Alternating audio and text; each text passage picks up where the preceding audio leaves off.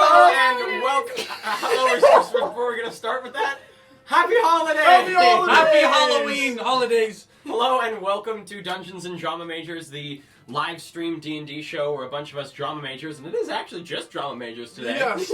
No Ben, get rid of him. God. Getting together and playing D&D in a steampunk homebrewed world of our own creation where we have a bunch of fun, and we hope that you guys watching have some fun as well. This is our first episode after a 2-week Christmas hiatus, so we will be picking up from where we left off 2 weeks ago, or actually I believe 3 weeks ago, because we had the one shot with me and Ben 3 weeks ago. Oh yeah. So technically it's been 3 weeks since this, so I think we all need a little bit of a refresher Okay. of what has just happened on Dungeons and Drama Majors. Cue the intro music. We don't have it. I can make it up. You can make it up. Go for it. Go. Intro music. Dungeons and Drama Majors. Can anyone sing our actual intro music? Oh, there it is. I was just thinking Game of Thrones. I was like, yeah. And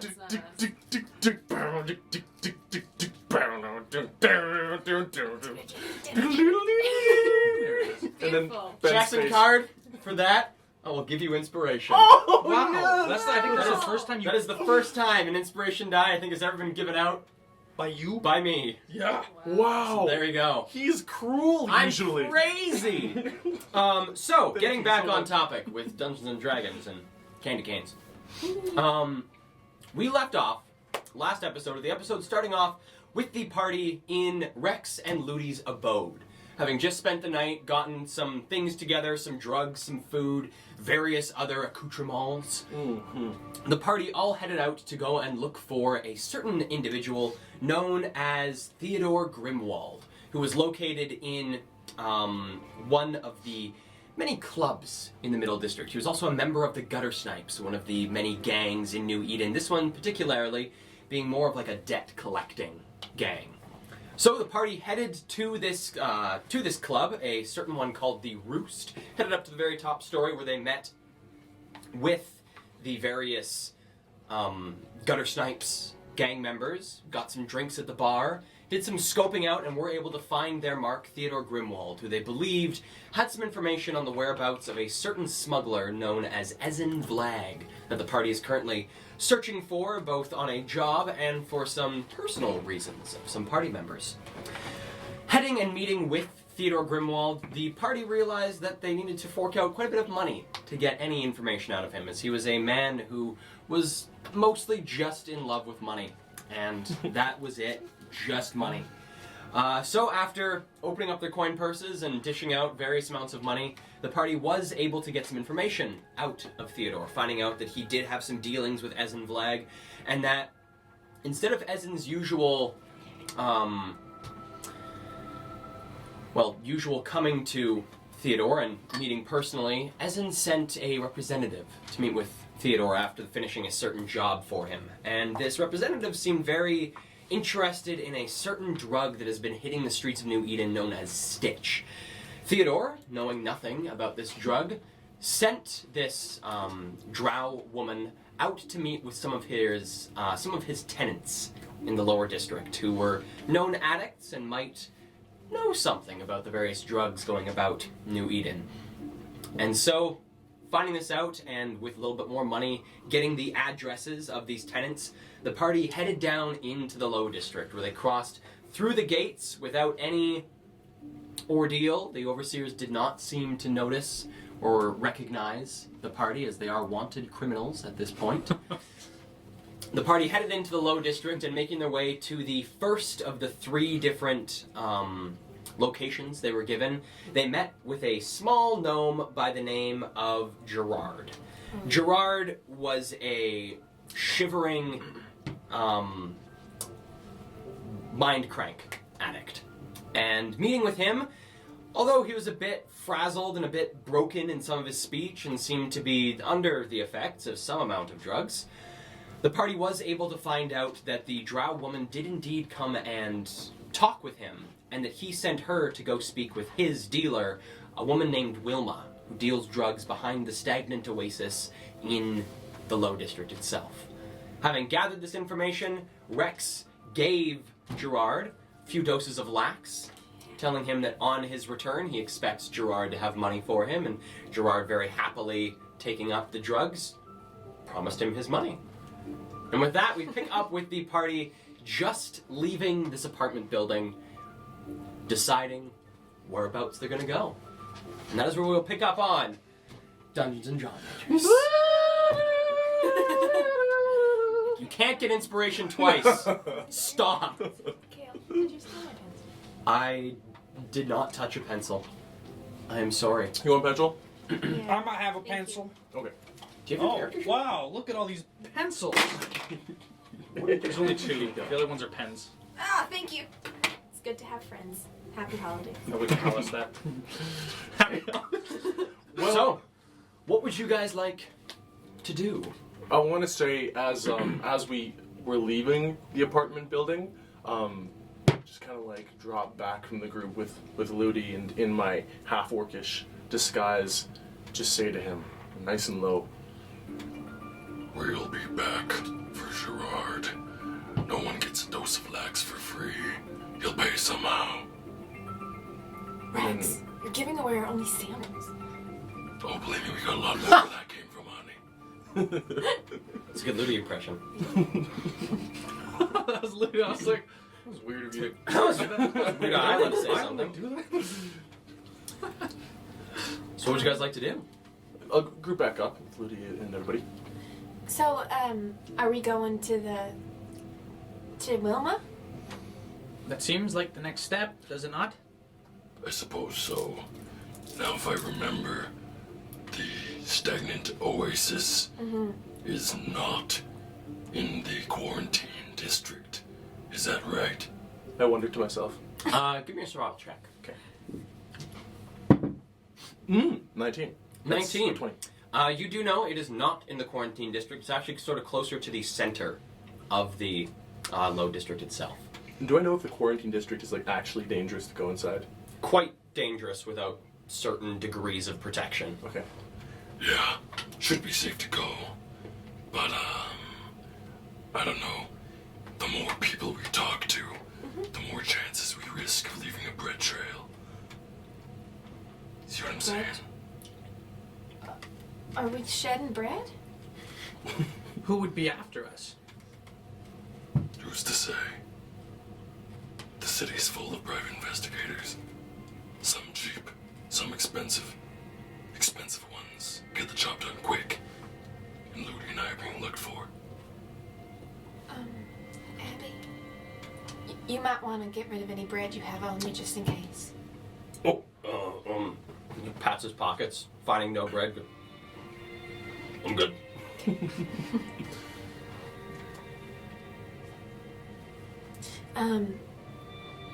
Have you ever hired a private investigator before? No, not me personally, but I know people who have. Gets the job done quick. And why would they be after us? For, like, killing a lot of people at a party. Oh, but wouldn't that just be the overseers? I Well, say in your head. Well, yeah, but rich people sometimes will like Donovan. Should I say Caldwell? We killed him, remember? But a person like that hired people to protect them. They didn't use overseer protection. Oh. But didn't everyone at the party kill each other anyway? Yeah, like no witnesses. So we're good. But you know what the overseers say? Ever watchful. Yes. Who's to say a little birdie didn't see? Oh, good. Oh, we did climb outside too, so they may have seen us. Yeah, someone might have saw. I would be surprised if we haven't heard anything or haven't had any clue right until they hit us. To be clear, I'm still team go see Wilma. Oh, absolutely. Absolutely. You're just telling us to be aware of that people could be tracing us. Yeah. Makes me nervous about Gerard. He was so quick to spill the beans on Wilma. Who's to say he won't do the same for us? We didn't tell him our names, did we? No. I can change my face. you will change your face. So the only people he'd know would be Ludi. Were you invisible? No. Jade and Abby. Then I guess it's best I switch now. So before I go into the streets, I'll go back to Blue Steel. Okay, Blue Steel Elf. The little Abbey Wood Elf. Like that. Nice. And when I do, it's so subtle. It's not like a big wow. It's like just trickle down, slowly changing features. Cool. Just like a mist over top. And then I'm not sure if I know how to get to the Stagnant Oasis. Do I know this place? With your past survival check, I'll say that you sort of know a general location of it. You Okay. don't know exactly where it is, but you know the general area. Okay, so then I think I'll lead everybody to there. Okay. So, you guys set off, heading north along the deeper into the district itself. Making your way down the streets, you see more of the poor denizens of the Low District, people sitting along the sides of the roads, small little cups in their hands, waiting to see if they can gain any small change from those walking by. You also notice small stalls and makeshift homes about the streets as well, tucked into alleys and into small parts of abandoned buildings. You can see every bit of space that there is in the Low District is being used, at the very least. Doesn't seem like it's necessarily very well constructed things, but the district is very well lived in. And over the next 12 minutes, just make your way down one of the streets, one of the curving roads, and find yourself in a pretty large pavilion, at the center of which there seems to be a bustling makeshift market set up where people are coming in buying looks to be fresh vegetables and fruits, as well as a mixture of other oddities that have been brought to this market. And as you're glancing around the pavilion itself, looking for any signs of this apothecary, you see on the far right-hand side of this pavilion is a small shack with a sign hanging off of it, reading the Stagnant Oasis. Okay. Noticing that with my elven eyes, What do elven eyes see? I'm gonna look to the other elf and say, I don't suppose you would like to take the lead. Potentially scare away anybody who wants to pick pockets. I'll keep eye on yours. Yeah, sure. You're brave, aren't you? You look the part right now, too. Yeah. So I'll follow behind Abby. Okay. And then I. Me as well. Okay. So Ludi- trailing. Ludi, you stay with the cart. Literally still with the cut. Trailing after Abby as he cuts his way through the crowds that are beginning to form in this pavilion. You guys cross over to the Stagnant Oasis, and Abby begins to lead you guys into the back alley, sort of watching around. You can see a couple people on either side of the alley just sitting there, keeping themselves sort of out of the general eyesight of the pavilion, but you can see them sort of watching what's going on, and as you guys come, they sort of slump back against the walls and look up at you as you walk by, and then sort of go back to watching into the pavilion. Making a sharp right into just behind the building, you find yourselves in a very barren back sort of, not quite an alley, it's quite a bit larger than an alley, almost like a small back patio to this establishment.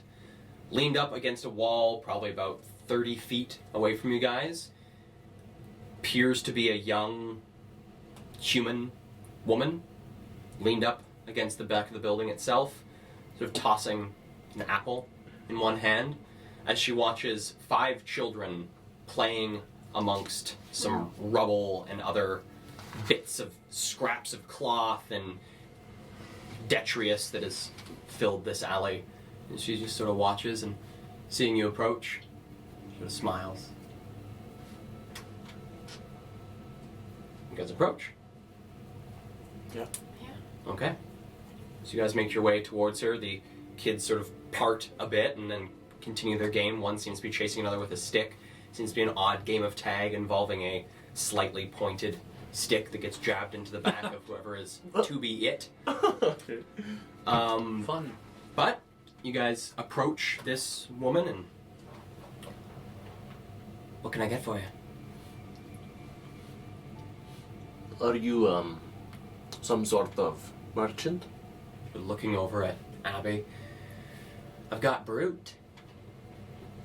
So you'd probably be buying Do you a lure for the lady. What's a lure? Is it in the shape of a star? Can't say so. Sure make you feel like it. Like the shape of a star? Make you feel prettier than you already are, miss. Do You you? have. Do you? I'm gonna go. Do you have anything in the shape of a star? I assume we're talking about drugs. I believe we are.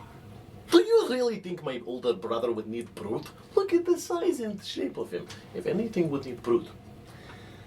I've seen bigger guys come here looking for Brute. Abby, I don't think that was an insult. No, no. I keep looking at the spot where Ben normally sits, like a ghost. It's like they're dead. Oh God. That's sad. We love you, Ben. We love you, Ben. And Brayden. Braden, no. When you said it was only drama majors here today, I was like, what happened to Braden? He decided to go into dentistry? Yeah, Braden's in dentistry now. Oh, God love him. Those big boys are compensating for something, no doubt, Abby. You have no... Like what? Oh, well, usually it's the people who are trying to, bulk up, lose the size of something. We're looking for a dark elf that we think might have passed through here. She did. Any idea where she might have gone? Yes. Actually, Where is that? brought her to the Wardens. You brought her to the Wardens? She was looking for the King in Rags. King in rags. King in rags. Like the kids. Most likely the leader. Is it a kid, you think? Like an older one? Oh, I bet it's a teenager. Is it a teenager? Well, you can find out for yourself. King in rags. Where can we find him? Did you say at the Wardens or the Warrens? The Warrens? Oh, She's not from here. I am totally from here. She's totally from here, as you can tell. Well, your friend asked me for a guide. Paid me quite well, too. Could offer you the same deal. Do we know how to... Abby, do you know how to get to the Warrens? Abby Stone. Kind of a secret place. Don't know. Well, I'll tell you what, miss. I have a potentially lucrative business opportunity for you.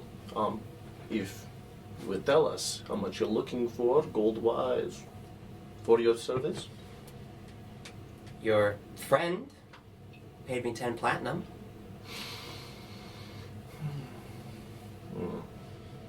It's nice. We don't often see those in the Lower District. Yep. How much is that? A lot. 10 platinum, I used to sell like a really nice gown for. How many games is that? 100 gold. 100 gold. 10 platinum. Well, I just so happen to have procured something from a very famous drug purveyor in the Middle District. Have you heard of that black dragonborn? What's his name? Murgolax? Ralph? Ralph Murgolax? Yeah. Is it Ralph? Can't say I have. Oh my No. goodness. If you ever, and I pull out a dose of lax, sell one of these to somebody, You'll have people coming back for it every day. It's just mind crank Oh, by the looks of it. by the looks, but not the taste. I put it down in front. Say, it cost me 200. Mix it up.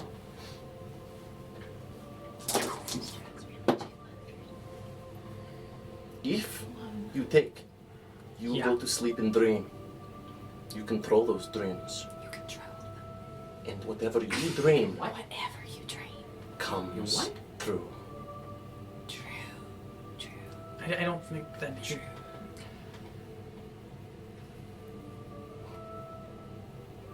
Give me a persuasion or deception check. With whichever one. advantage. Totally gonna be I've been helping. That's what that was. Was that helping? I don't know if that. I'm gonna, even if you don't give it, I'm using my inspiration now. Okay. On deception. This is for you, Emily. 10 and 11 plus 8? That's a really good roll for me. 19. 19. Yep. Okay, so she's looking over this thing, and True. how much did you say again? 200. Mind you, I think he, charged me extra. He's a very persuasive gentleman. Ralph. Yes. Or is it Ron? Ronald Mergolex. Sorry. Puts it into her coat. Sure. It's a deal. Okay. Sounds good. Good What's deal. your name? Wilma. Hi, Wilma.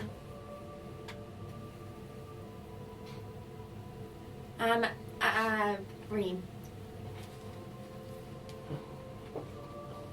I'm Ralph.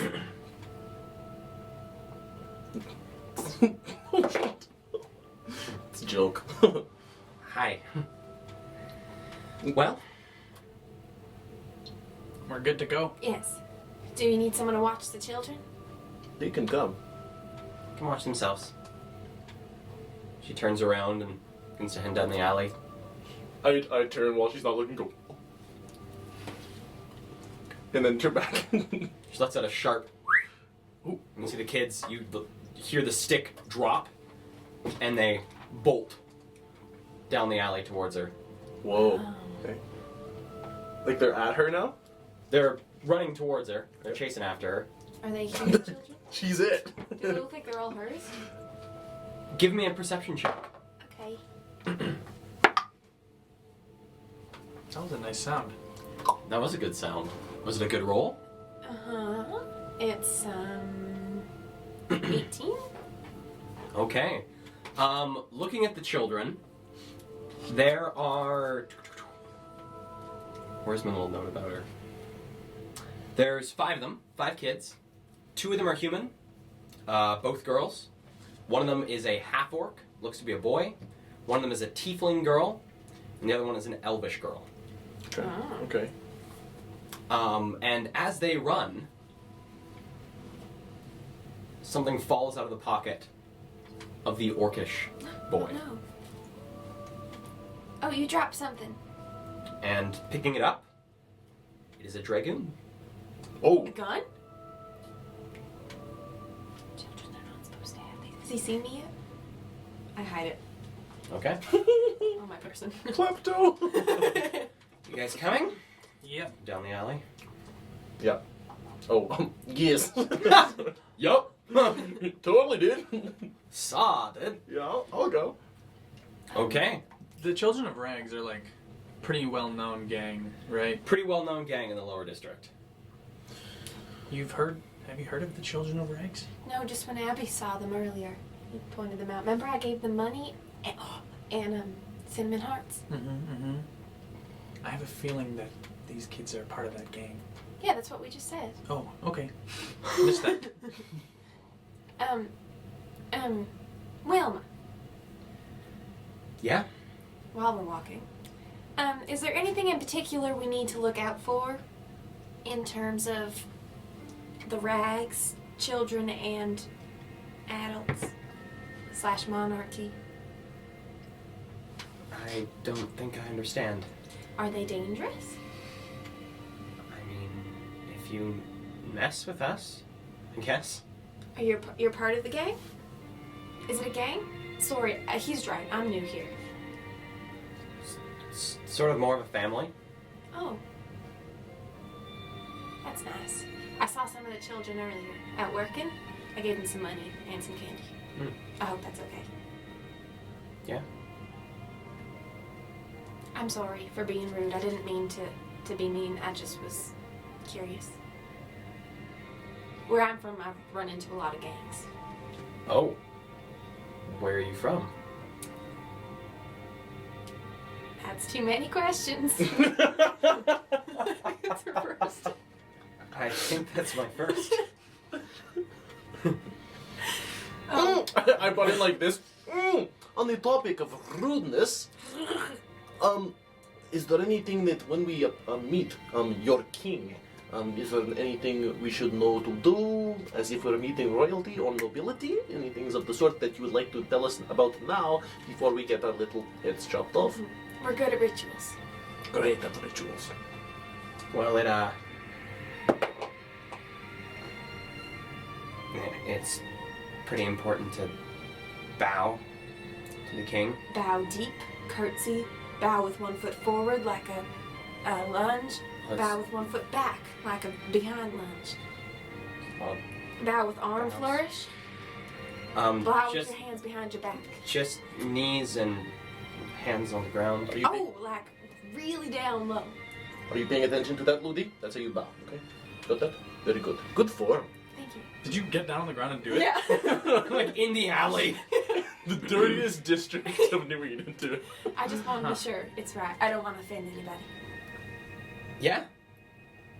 How old does Momo look? Give me an investigation check. That's 10.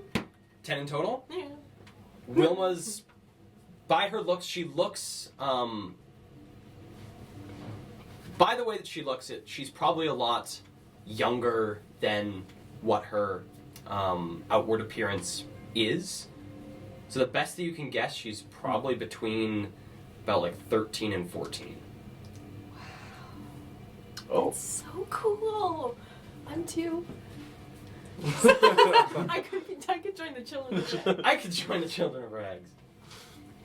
Then, noting that, I mean, would I guess? Would I assume so? Give me an investigation check. Okay, yeah. It's a wait, no, proficiency. 11. 11? Yes, you do. I don't think about it. Jade's dick. Wilma, is everybody in your family young? You know, manner of speaking. I think that's really remarkable. It's really cool. I'm quite young too. Maybe I'll join your family. No, I'm sorry. I shouldn't say that. That's rude. How old are you? In Jade's head, what's a reasonable age for me to be? 20. I'm 19. Jake smiles really hard. Cool. Oh, is that too old? Not necessarily.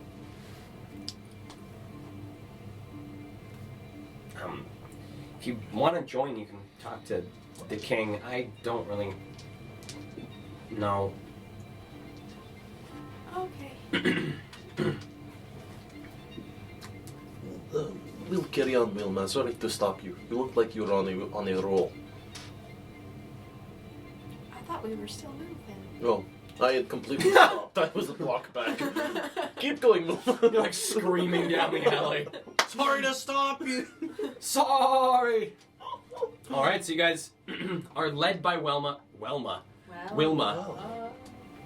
through a lot of the back alleys of the lower district. These winding alleys, none of them really being structured at all. Some of them cutting around buildings. Sometimes you find yourself like walking through almost like a pseudo building, a building that was like half constructed but never met its finished build date, and so it's just a skeleton of a building that has now become almost like a bypass through the streets of the low district. And after about 20 minutes of leading, noticing along the way the kids that are following you sort of lagging behind at times, picking up little things, Give me perception checks. The three of you. Nice. 17. 17. 17, 17, 15. 15. I rolled a 17. All three of you notice Oh, me too. at different points during this travel to the Warrens that some of the kids hang back and pickpocket some bypassers, coming back forward with their bag of coins or a small trinket, rings, necklaces, small daggers. One of them carries this slightly jeweled dagger that they pulled off of someone and quickly tucked away. Noticing that, which child took the dagger? The elvish girl took the dagger. Is it looking really nice? The dagger? Give me a perception check. Oh yeah. It's a dope 15. It looks pretty good. Looks like a normal dagger would usually net you. Where's my price? Would usually net you about 5 gold. Yeah. This particular dagger probably looks like it's between like the 7.5 to 10 gold range. Oh, it's like okay. Yeah. So Oh, it's a nicer dagger, for sure. okay. Is it wrong to steal from children? Yes. It's also wrong to steal from those who are helping us. I really like it. That's good. Was that in You his can't head? just take it. These are all I'm always doing in the head if we're talking about like stealing from children around them. Okay. I was back and you're like, what if I trade him the gun that I already took from them? That's just a different form of stealing. Why don't you offer him gold? Her gold. I the goal. can't. Why? I don't know how much I have. I don't have my character sheet. Where did your character sheet go? Oh no. Is it here? What does that mean? You don't have your character sheet. Oh my Is that like your God. script in your robot brain? 10 gold. No. Is it somewhere in this pile of papers? It's okay. We'll find it on the break. Okay, we'll find it on the break. Right. All right. Isla doesn't have her character sheet. I was gonna shoot Isla though, like right now. So like Well, we're gonna need to. I know I'll say she has 2 hit points. Two? That makes sense. Great. 2 years old, 2 hit points. That's how it One for works. each year. Wow. I must be 30. So, carrying on down the alleys and side streets of the Low District, you guys are eventually brought down to Main Street. Main Street. You guys are brought down a small series of stairs to a sort of a lower portion of the Low District. The two of you who have been here before, so both Jade and Rex, you both know that where you are right now, you are starting to near the quarantine district. You're sort of getting near the edges of the quarantine district. Edging, if you will. Mhm. Wow. But as you guys make your way along this wall, you eventually come up to what looks to be a grate leading into the sewer. And Wilma, sort of glancing up and down the street, seeing that it's empty, sort of grabs onto the grate and pulls it back. Oh, great. And you notice that the grate is not made of metal at all. Appears to be made out of just stitched fabric, painted to look like a grate. Oh, that is so cool. Pulls it back. I Go ahead. I duck in too. Before I go in, this isn't actually going to lead us to a sewer or anything, is it? I just don't like sewers. I just go in. I don't wait for an answer. Sewer.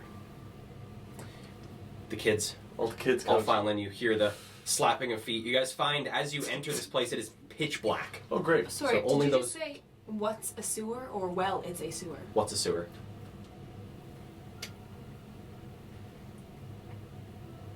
Hold on.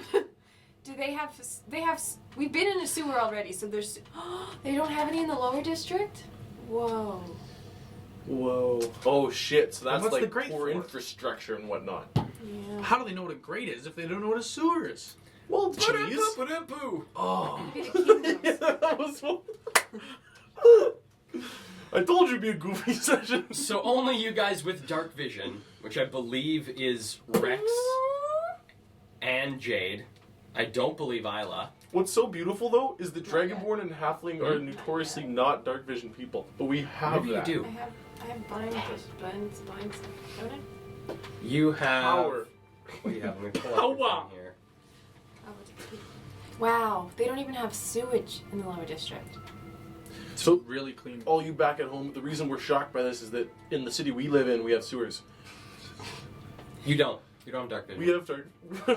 You don't We have have sewage, sewers in idiot. the city we live in the game and in real life. And in real life. So Now and that's privilege. it's inconceivable that there's a place without sewers to us. That's So why it's coming shocking. into this probably sewer, it is all pitch black. Isla, you can no longer see. Ludi can no longer see. Abby can see. I hold Lodi's hand very tightly. Okay. And you guys hear the pitter patter of kids' feet Gonna hold along the ground. my hand. You guys see as these kids come running, the two humans are holding hands and being led by the female elf, and the female tiefling has run quite a ways ahead. And then you feel, Isla, on your hand, you feel a small grab onto your hand. And you look down and you see You're the welcome. half-orcish boy sort of looking up at you and pulling you along. Oh, thank you. Is he going faster than Ludi and I? No. He's got very short legs. Oh. Okay. I'll stay holding onto your hand, not knowing really. Not looking Okay. down at that. I just do a quick check of my belongings. Like, you know when you're leaving your house and you check for your wallet and Yeah. your keys? You like I the do that full to make tap? sure nothing's been stolen. Okay, give me an investigation check. Oh, me too. Give me an investigation check. On awkward one. Awkward one. Doesn't appear to have any. You don't appear to have anything stolen. Nice. 7. Seven. I go. No. Yeah, Seems to be there. but what about me? You're missing everything. Investigation? Yeah, you're naked. No, what do you get? Finally! Yeah. I knew I wanted to, I didn't describe my clothing with I knew I disguise, wanted to be so- naked. I got a 9. 9. Yeah. Everything's there. Shit, Kale. So making your guys' way through this sewer, pitch black, except for every so often you come across a point where there's a small sewer grate above you that shines a bit of light into this. These sort of thin corridors you're making your way through. So they do have sewers? What is it, a sewer grate or just a great grate? As you're looking around, begins to become more and more obvious that this was a sewer that was never completed. Oh. Looking, you see a lot of the walls are unfinished. You can see tools and other things strewn about these sewers. Looks to be an expansion of the mid-district sewers that was never finished, and so has found other people to use it. Wow. Continuing on through this sewer, the every so often dappled light coming down from the world above you, you hear the pitter-patter of more feet through the darkness, and the two of you with dark vision glancing around, you see more kids sort of hidden amongst the various garbage and boxes and tools that have been left down here, and sort of playing within them, and seeing people coming begin to sort of slowly follow you. And glancing behind you, you see a small crowd of 3, 6, 14, about 20 kids form behind you, all following. And Isla, Oh, shit. you being unable to see them, you can just hear the pitter-patter of tons of little feet It's like we're an army. behind you. Goodness. After a few moments, you guys are led through a fabric-covered entrance that, as the fabric is pulled aside, light streams into the sort of corridor you've been making your way through. And you find yourself in a circular room. Along the room's left and right flanks, there are floor-to-ceiling brass containment vats that sit with their bellies cut open and repurposed into small homes. Looks like the kids have found ways of making them into almost tree houses that fit along the left and right flanks of this room. The room itself is lit with some mostly scrounged torches, so the small handheld incandescent lights. Also a number of other lights that have been attached to a small steam generator in the far left corner. Along the center of the room, that runs the length of the room, is a long carpet that its fabric is a collage of countless scraps that have been all sewn together. And at the very end of this carpet, there rests a makeshift throne of wood, brass, and stone. Coming into the room appears to be populated by 20-odd children, all dressed in ragged clothing, sporting unique flourishes of color, some red, some yellows, some blues, spattered about the kids as they rush around the room, playing with various items, some sitting over by what looks to be just a pile of foodstuffs that have just been thrown together, and kids pulling stuff from it and having snacks, and looks to be a pair of likely in their early teens, Okay. sort of watching the pile and sort of swatting people away as they try and come back for Do these extras. do these kids look like the kids that we've seen all throughout, or do they have like some sort of? Do they look like a different class in a way, or Give me a perception check, like the teens versus the kids, the or like teens versus the kids, and also the kids in the room? You just mentioned their clothing Mhm. and how they have spatters of color. I was just wondering if maybe that was like a signifier of class, or Cool. Give me a perception check. but also the teenagers, because you mentioned it. What check? Perception. Perception. 6. Glancing about, they looks to be all the children. Even looking behind you at the small horde that has begun following you, it looks to be the outfit of the Children of Okay. Rags. That they're these sort of patched together cloaks with little bits of color that seems to signify different, unique people, where the different colorations are and what the shapes the colorations make. Some seem to have stitched together small fabric flowers onto their coats. Others have tried to make designs that they feel are cool and imposing. You do notice, though, that the two teenagers are, in addition to their worn and patchwork clothes, they're wearing what looks to be a patch of red with a circle of blue within it on their chests. Okay. So it does seem to signify that they are of a different sort of portion of the hierarchy in this. Cool. You guys notice at the far end of the room, sitting in the throne, is a figure in a large, ragged, brown cloak. And as you guys enter the room, you see this figure sort of reach down for something beside them, pull up what looks to be a small mallet, and hit this odd metal contraption to their right. None of you hear anything, but all the kids immediately turn towards the throne and sort of part to the sides of the room. Is it one of those things where you have to have young enough ears to hear it? Give me a flat intelligence check. Oh Are no. you smart? I rolled a 3 on the die, and that's at least a -1, probably -2. Okay, so So, no clue. oh. Something that affects the kids that you were not They're able so to. smart. Emily, you were way smarter than your character.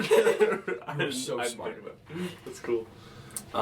Why did that stop? Maybe it's just such a high frequency that our old ears can't hear it. Our old ears can't hear. It's so Just old. like, oh no, I hear it. So after striking this metal object and the children parting to the sides, the figure at the end of the tattered carpet addresses you. Welcome, my friends. You bow? I'm not gonna get on the ground, but I'll do like a bow. Like I'll bow my head. I'm not gonna do what she does though. Okay. I wait to hear just if does he stop speaking when he sees it? You hear a slight hesitation. I'll wait to hear what he says next. Okay. So as Isla goes down, I am going to make a roll for our two other friends. Oh, okay. Okay. Peer pressure roll. Abby doesn't. Ludi does. Ludi follows Isla's lead No doubt. and goes he down. Rex! And while Ludi's down, Rex! Don't say my name. And then I go. Friends! Well, and you hear from around the room uproarious laughter from the kids. And you hear behind you the smacking of hand on hand as Wilma gives one of the teenagers that has come beside her a high five. Oh. Looks like you have been duped. Do we level up for that? You guys 13-year-old. I'll hastily stand up and like do what Emily just did, like fix myself, but then kind of a little grin goes across my face, and I want to say for flavor, only the camera that is on, like on a close up of Rex's face picks this up, but like the disguise melts away around my mouth, and like a little toothy dragonborn grin shows, and then I like realize that, and it washes back over. Okay. Friends, well, welcome to our family. What Oh, what does he look like? you guys are still at like the far end. This room's probably about like 80 feet Okay. wide, so still at the far end of the room. Can't quite make out his features. I can't see you. Could we come forward? Well, please do. I'll walk forward. Tuck your way up the carpet. Okay. I'll move too. Coming up closer, the king in rags pulls back their hood, and you see them as where are they? A pretty thin man, human man, in this large patchwork leather cloak, with a very scraggly white beard that looks to show signs and an attempt at keeping it groomed and looking good, but only so much of an attempt can be made with what is available How old is he? in the Low District. Give me an investigation. I want to know too. Investigation. That's 8 minus 1. 7. Okay. 8, actually. You guys judge 50s? Okay. Okay. Well, what can I do for you, folks? It's an honor to meet you, sir. We are looking for someone, and your lovely friend Wilma told us that we might be able to find her here. And your friend is? Wilma? She. No, sorry, the one you search for. Oh, We know only of her appearance. she's a drow. Any other details? Anyone else have details? Not that I can remember. Do No we one's know any really, details? no one's really said No. much. We don't have much of a description of her, but Drow woman, you say? Wilma said that she asked her to bring her here, and she did. Frederick? You see one of the teenagers skirt up. Yes, sir? Hey, bring the log up, will you? It sort of runs down the stairs and starts messing about this large bookcase that's sort of leaned at an angle, looks to be missing a number of its legs on its right-hand side, and messes around it and pulls out a large leather-bound tome and brings it up. Thank you, my child. Well, No. judging by the Thank you. drow woman, Yes. Is that a record of everybody who you've associated with? well, when one's mind becomes as old as mine, you sometimes need a bit of a reminder. Thank you. We did, indeed, have a drow woman come by. Actually, quite recently, Wow. by looking at this entry. Did you have her name in there too? No, she, didn't introduce herself. Do you have a description of her? Well, she was drow, Uh-huh. as you said. She had a long white scar Oh no. over her right eye. What's wrong with his scar over an eye? Looks badass. That just means she's been hurt. Besides that, common drow characteristics, shoulder length, white hair. Besides that, I can't remember much. Can you remember what the conversation she had with you was about? Well, yes, casting my mind back, I can quite clearly remember this one. She came interested in information. Luckily for myself and her included, it was information I wanted as well. You see, our family, and gesturing to the children, which you see that at this point, probably another 15 kids have filed into the room and have made almost these small little rows throughout the room, all sitting cross-legged, watching the goings-on. 3 kids wave back. And then quickly put their hands back on their laps. This family that we have here is very fragile. The lower district is a rough place for children, and I try my best to take in those that are, well, kicked to the street. There's a new outfit making its way into the lower district that go by the names of the Patchwork. I think we've heard of them. You have? Maybe. Have we? They. We have. They make star cookies. We've encountered them. Well, They're very nasty. then you know they are dangerous. Mm-hmm. They are cruel, and they will stop at nothing to solidify a spot for themselves in the lower district. And unfortunately, the place in which they wish to make their home is within our territory. They wouldn't hurt the children, would Well, they mean to set a foothold by any means necessary. I turn to Jade and kind of whisper, But what would they want with Ezen Flag? Your friend wished to have more information about them, as do I. I know their whereabouts of where they're starting their operation. Your friend and a couple of my elder family members headed out to investigate exactly what this outfit is beginning in the district. That was 2 days ago. We haven't heard back. Do you think you should have heard back by now? Well, I do indeed. I do have to say I didn't expect to, if something were to go wrong, to hear from your friend again.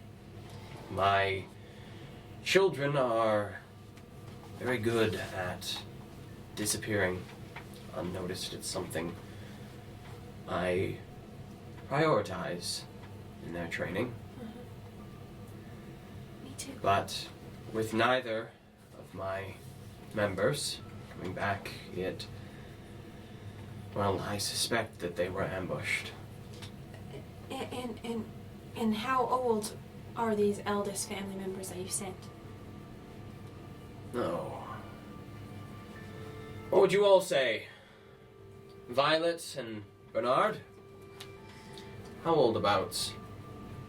You hear on the right-hand side a bunch of children's voices together, sort of call out numbers ranging from about 21 to 26. And on the left-hand side, you hear numbers ranging from about 18 to 20. Don't fear. We're gonna find them.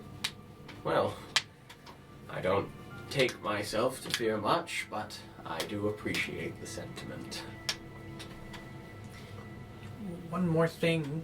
Have you heard the name Ezen Flag?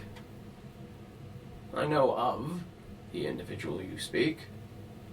Why? Do you know him to be a dangerous man? Well, when he needs to be. Have He's a you- smuggler that I've used a number of times, but Has he been around lately? no. Why do you ask? We're trying to find him too. He's gone missing.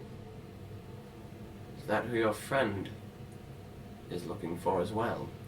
Maybe. We have reason to think so. Strong feeling. Well, he is a very useful smuggler. I'm sure many in this city would appreciate his safe return. But don't worry, children come first.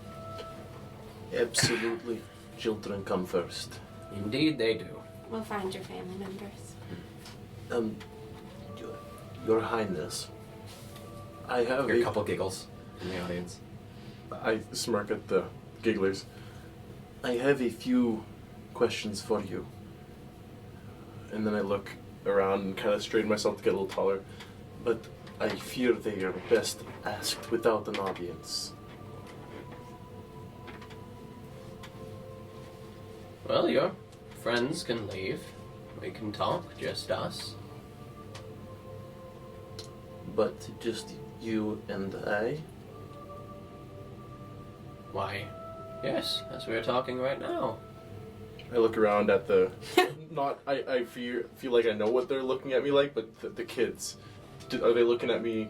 Turning around, there's now probably about 60 kids in this room. And they're all sort of all turned, sitting cross-legged. A couple of the older ones leaned up against the walls. All watching you guys. I turn and look at Ludi, who I imagine is looking at me with like a "what the fuck are you gonna do" thing.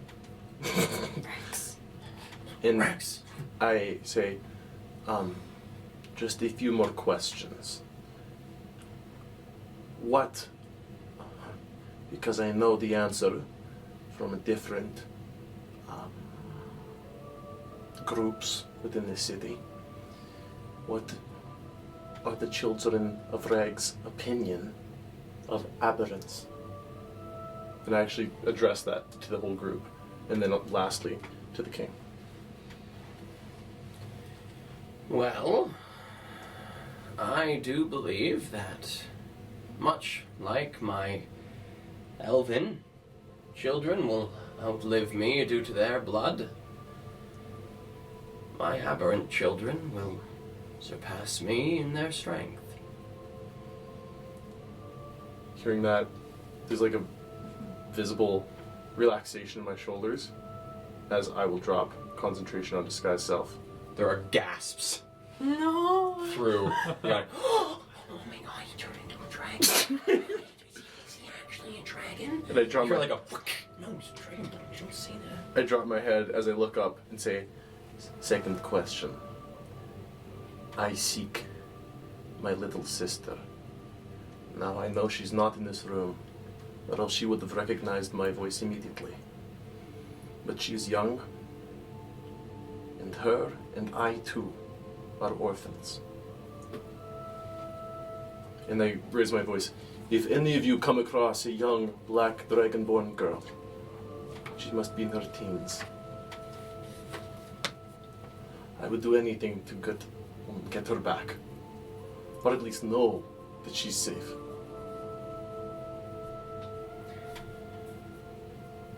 Well,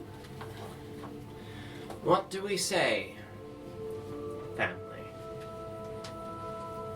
And you hear sort of some mumbles through the audience, and then you hear, yes! Sort of all Cool. echo through the audience. Yes? Well, as the family says, it is done. What? Should we They'll look for her. see this member of your family, you will help. How many aberrant children do you have in your roster, if you will? Children? And turning around, at first, all the kids remain seated. And you see a small orcish girl stand up, probably about 3 rows back on the left-hand side. She stands up and sort of traces a small symbol in front of her that glows red. Another couple kids behind her start standing up. You see a pair of tieflings, looks like a brother and a sister. You see a line of 3 elves, all looking like different ages, but they've all just sort of clustered themselves together. Each one makes a different colored symbol in the air until probably about 15 of the kids are standing. Oh, you're all so talented. 15 out of 60. Holy, so most of the aberrants. Is this most of them right here? Well, this is probably about a third of my family.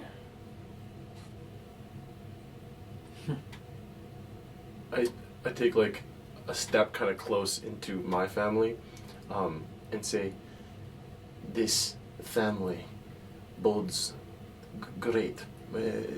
This bodes well for our city, knowing that there is acceptance and understanding. Indeed. I turn back to the children who just trace the symbols, and I shift my face and the hair to Abby's thing, Mm-hmm. like halfway, and then I shift it back. So the kids are, oh, you can do it. And then you hear from the other side, he already did that. Yeah, but I don't know any other magic yet. Maybe you guys can teach me some. Oh, good lord.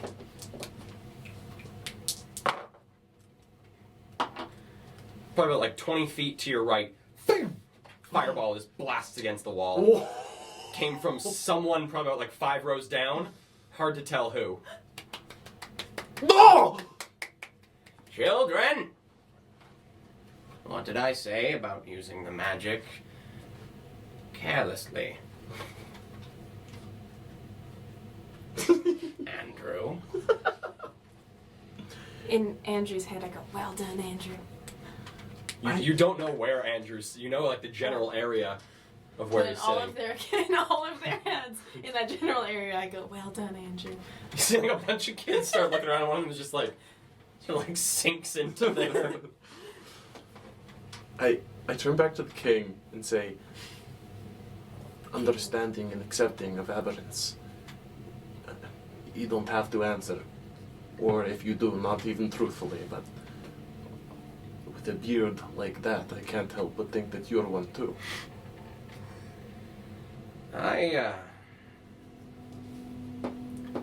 Well, No way. much about me is unknown. It shall remain that way. Just sounds like you're not an aberrant. That's what that sounds like. Jay, be respectful to the king. Well, this hideout is located on the northeastern corner of the district. They have purchased a large warehouse, turned it into a butcher's shop. For food? Well, they've become quite popular. Cuts of meat, yes. I'm growing to suspect that they are harvesting those big boys. No. Well, I mean, come on. Right? It did not look like they were just one person. It looked like you stuffed 5 into... I'd look around to see the responses and reactions of maybe the littler kids. A lot of the little kids have either like hands over ears, or like the older ones have hands over ears on some of them. Some of the kids are like very eagerly watching, huge eyes looking. You also see a couple of the kids. Give me a perception check, actually. Yeah, for yeah, this yeah. one. I put my hands over my ears. Ooh, 16. 16. You see some of the kids amidst these kids that have their ears covered, getting covered. You see some of them just look bored, don't seem that wowed. Wow. See one spinning a derringer between their fingers. Kid looks maybe 6. Oh. Noting all of that, I just shut up and say, well, I have my theories of what they're harvesting. We'll do what we can to find your family members and, at the same time, our unnamed friend. Well, best of luck. Oh, sorry. To you? Could we Yes. get a description? Could we get a description of Violet and Bernard? Do you guys know what they look like?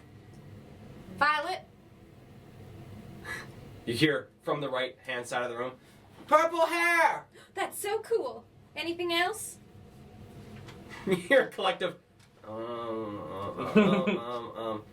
girl! Oh, you guys are very descriptive. In Pretty! Oh, she's pretty, okay. pretty human girl? Clothes? She's wearing clothes. Is she human? Is she elvish? Is she Elven. Okay. What about Bernard? Hear the other side say, human! Okay, she's got ears. Elven! Humanish. She's probably a half elf. Oh! Good job, kids. And Bernard? You hear like silence on the left-hand side of the room, and then one kid in front. Boy! Uh-huh. Does he have hair? Does Bernard have hair? Mumbling in the audience, mumbling in the group. Yes! Is it long? His hair. Maybe? I looked at the king to see how he's reacting to all this. The king is just smiling, just happy. The whole Is Bernard Ordeal. a big guy or a thin. thin? Are either of them aberrant? He's nice. Aw. Well, that's good to know. He kicked me once. Oh, so he's not that nice. Are either of them aberrants? Mumbling in the crowd. One kid in like 3 rows in. What? Oh, wow. Magic. Do either of them use magic? So look around. Violet! Violet uses magic? Bernard! Bernard also Violet! Oh. They He's both use magic. Probably one of them. Do they have special pins like some of you? Purple! They have purple pins. Purple hair! Excuse me, Your Majesty. Yes. Do you have descriptions of Violet and Bernard, perhaps? Oh. I have enough, maybe, but just in case I need some more. I do feel that the kids have given you quite a good description. But yes, Violet is a half-elven girl. Maybe that. Got her name from her purple hair. Oh. She often wears darker clothes. Cloaks are her preferred. She is an aberrant. Yes. Bernard, on the other hand, a bit of a tough boy with nice heart. Short, red hair. Kind blue eyes. Oh.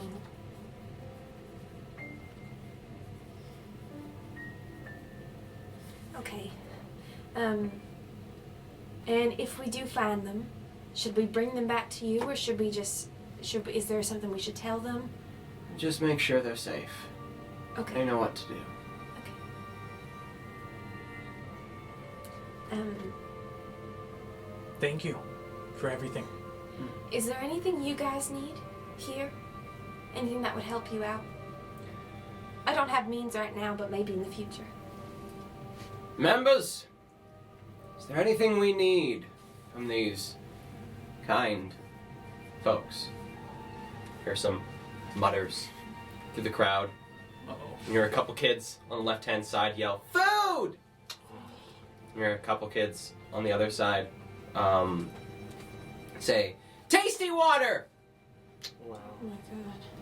You hear a few other, you hear like 3 kids, sounds like very, very far back in the corner. "Bullets! Okay. Like what kind of bullets? Guns! Oh. Knives? I got a knife! Knives!"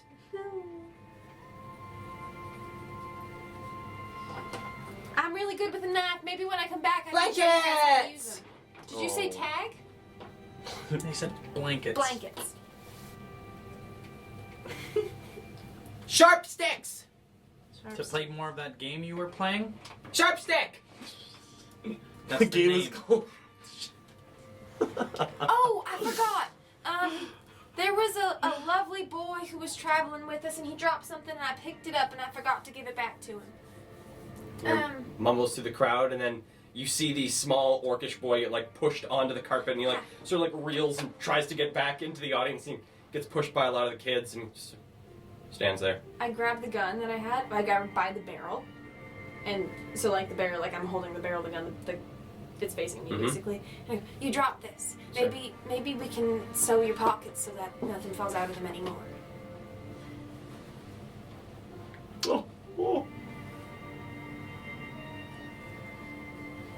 And like one smooth motion, spins it around a finger and puts it into his pocket. Thanks, miss. Oh, you're welcome. Oh.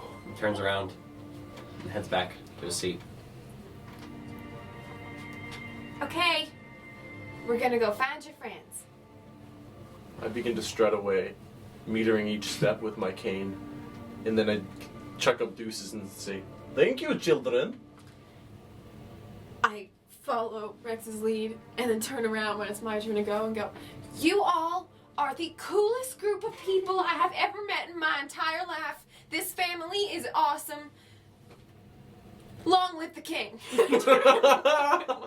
Hi, King! As I'm leaving and I see these two do their things, I turn around and I go, "Be good, kids," and I'll cast invisibility and just.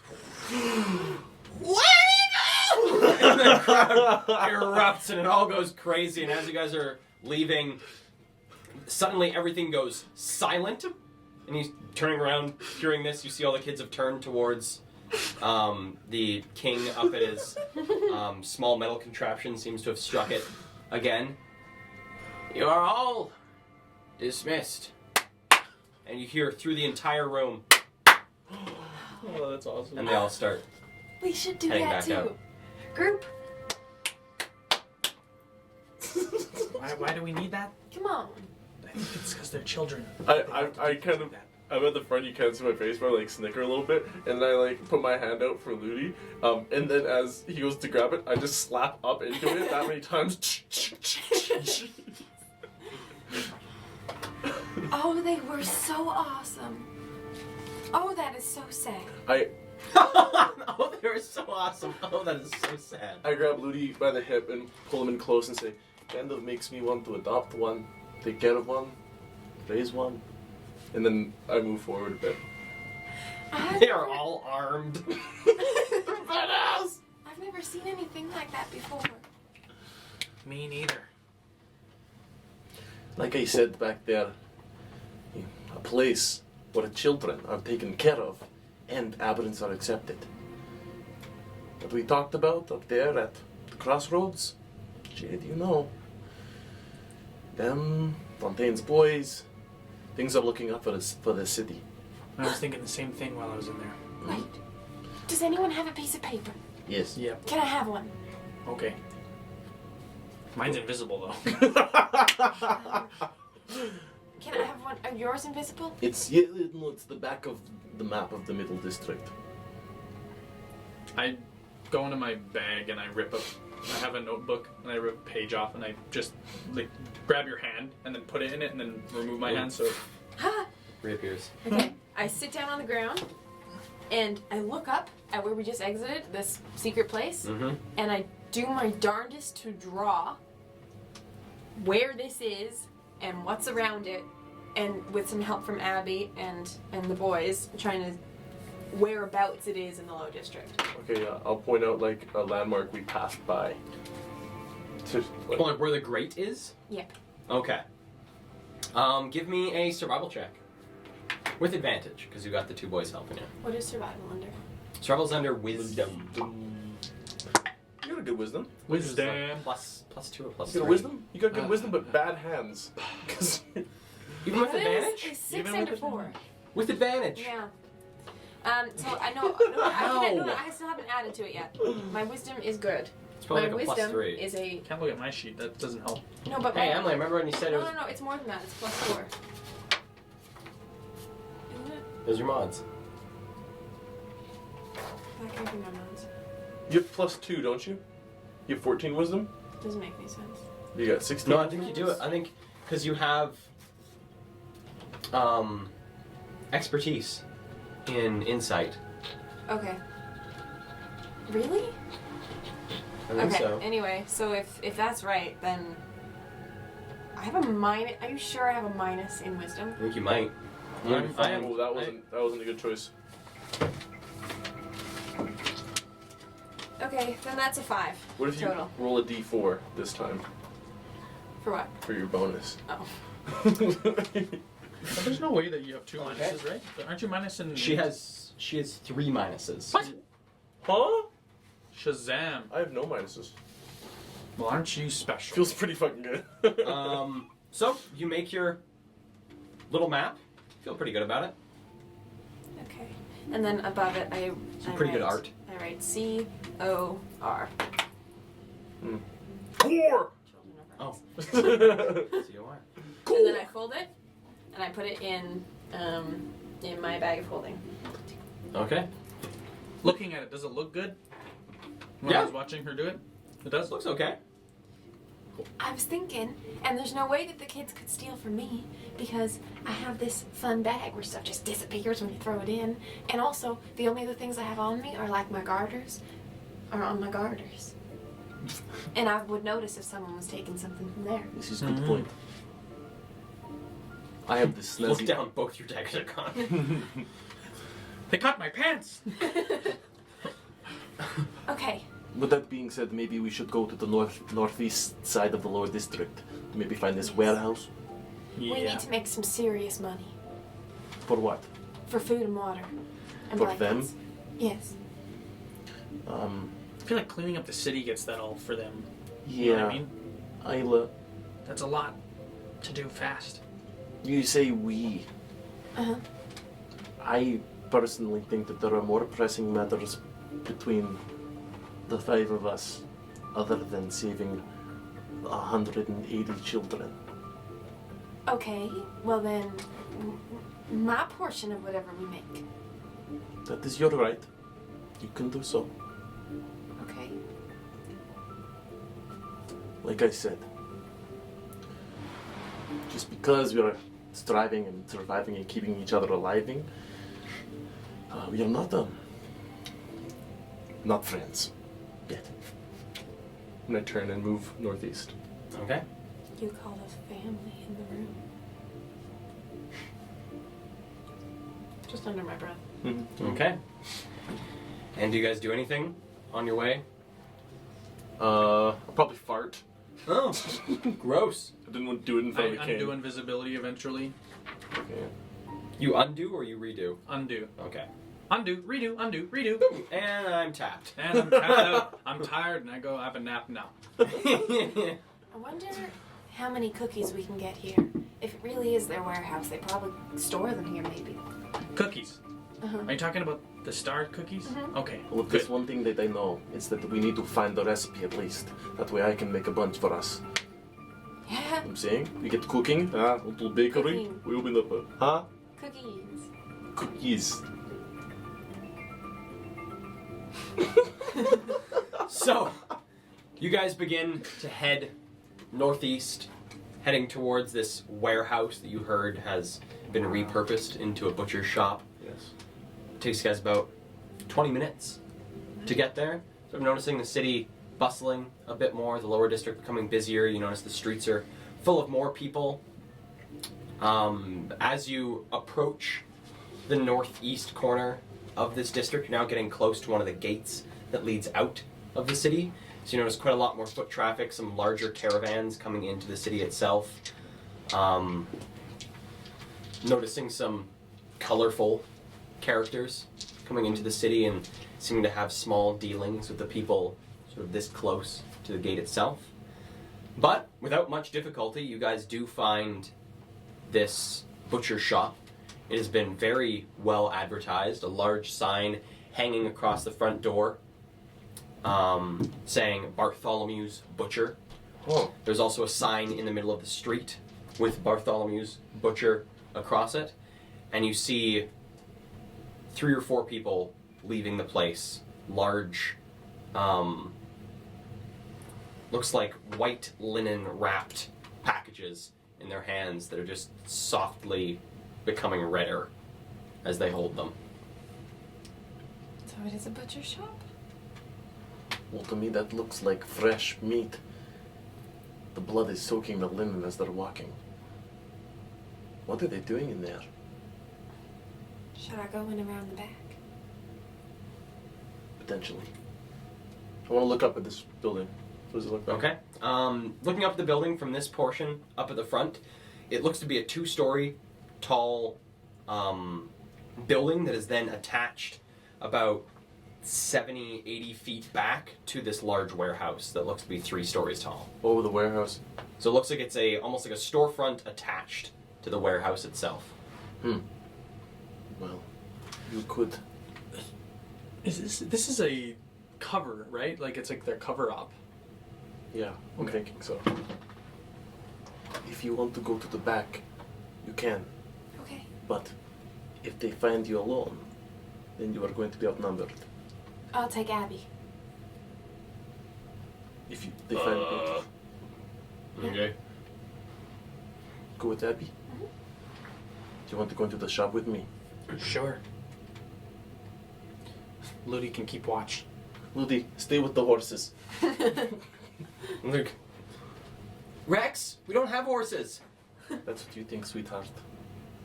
I'm gonna use minor illusion to make it. I'm a horse.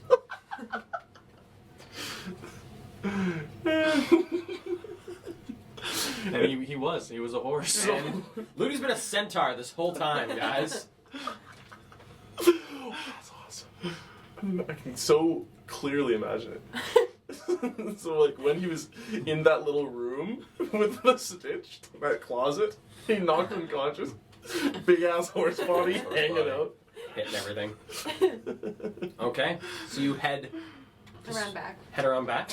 Okay, and are you trying to be sneaky? Or are you trying to like look at the building? What are you trying to do?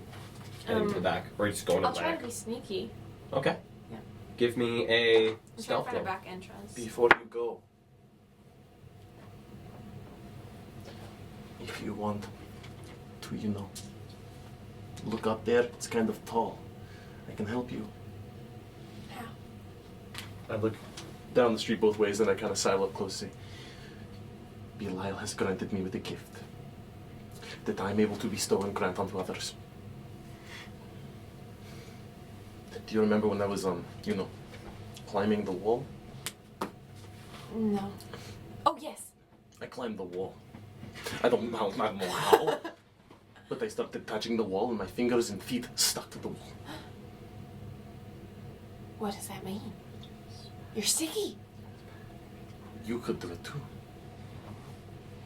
No, you definitely can't make it happen. But if you want to climb, take my claw.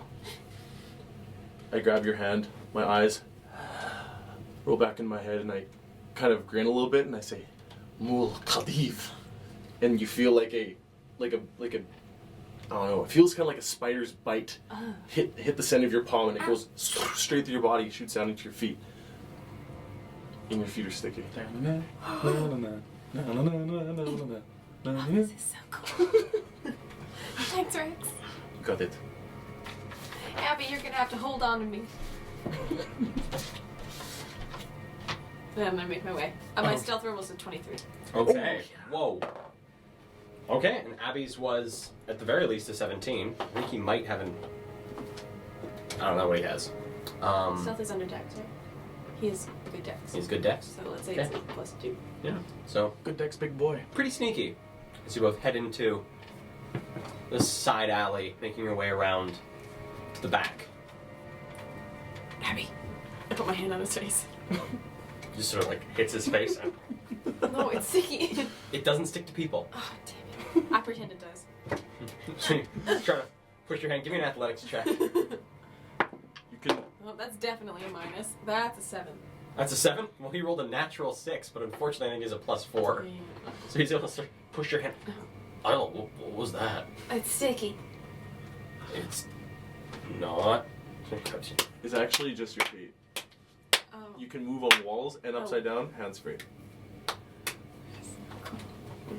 That's cool. Oh, never mind. Maybe it's just my feet. Sorry. He sort of like takes a step away from you, waiting for you to kick him. Oh, I won't kick you. I don't trust that. Insight. I don't trust that.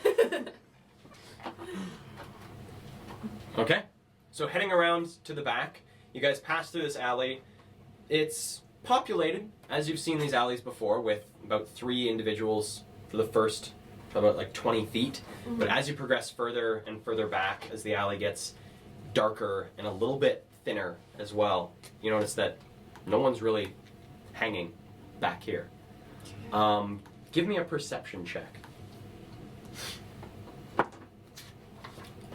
That's a natural 19. Perception Whoa. is under what? I think you have a good perception, I think. But a natural 19 is very good anyways. So coming along this side where the alley begins to get thinner and thinner, you notice looking up at the walls, you come across one portion of the wall where it looks like there is a bay door that has been hidden into the wall itself. Looks like they have placed bits of brick and mortar to sort of hide this bay door. As you glance down at the dirt at the bottom of the door, you can see where the small handle is, and you can see the lock on it as well. Locked. Locked. Does it look like there's another way in? Like, is there a window or? Glancing up, give me a different perception check. Give me another perception check. Oh, that's just mean. That is just mean. That's an Kill 8 on the points. die. You pointed at the camera after you did that. That's just me. Glancing up, you do notice number of windows on the now that you are sort of at the warehouse portion at the 3rd floor Okay. of this. None of them are open. They all seem to be closed. And there doesn't appear to be anyone around? No one in this direct portion of the alley, no. Okay. Abby, if someone comes Yeah? in here, you have to make a distraction. So what are And you I start to walk up the wall. what the? I want to peer into one of the windows.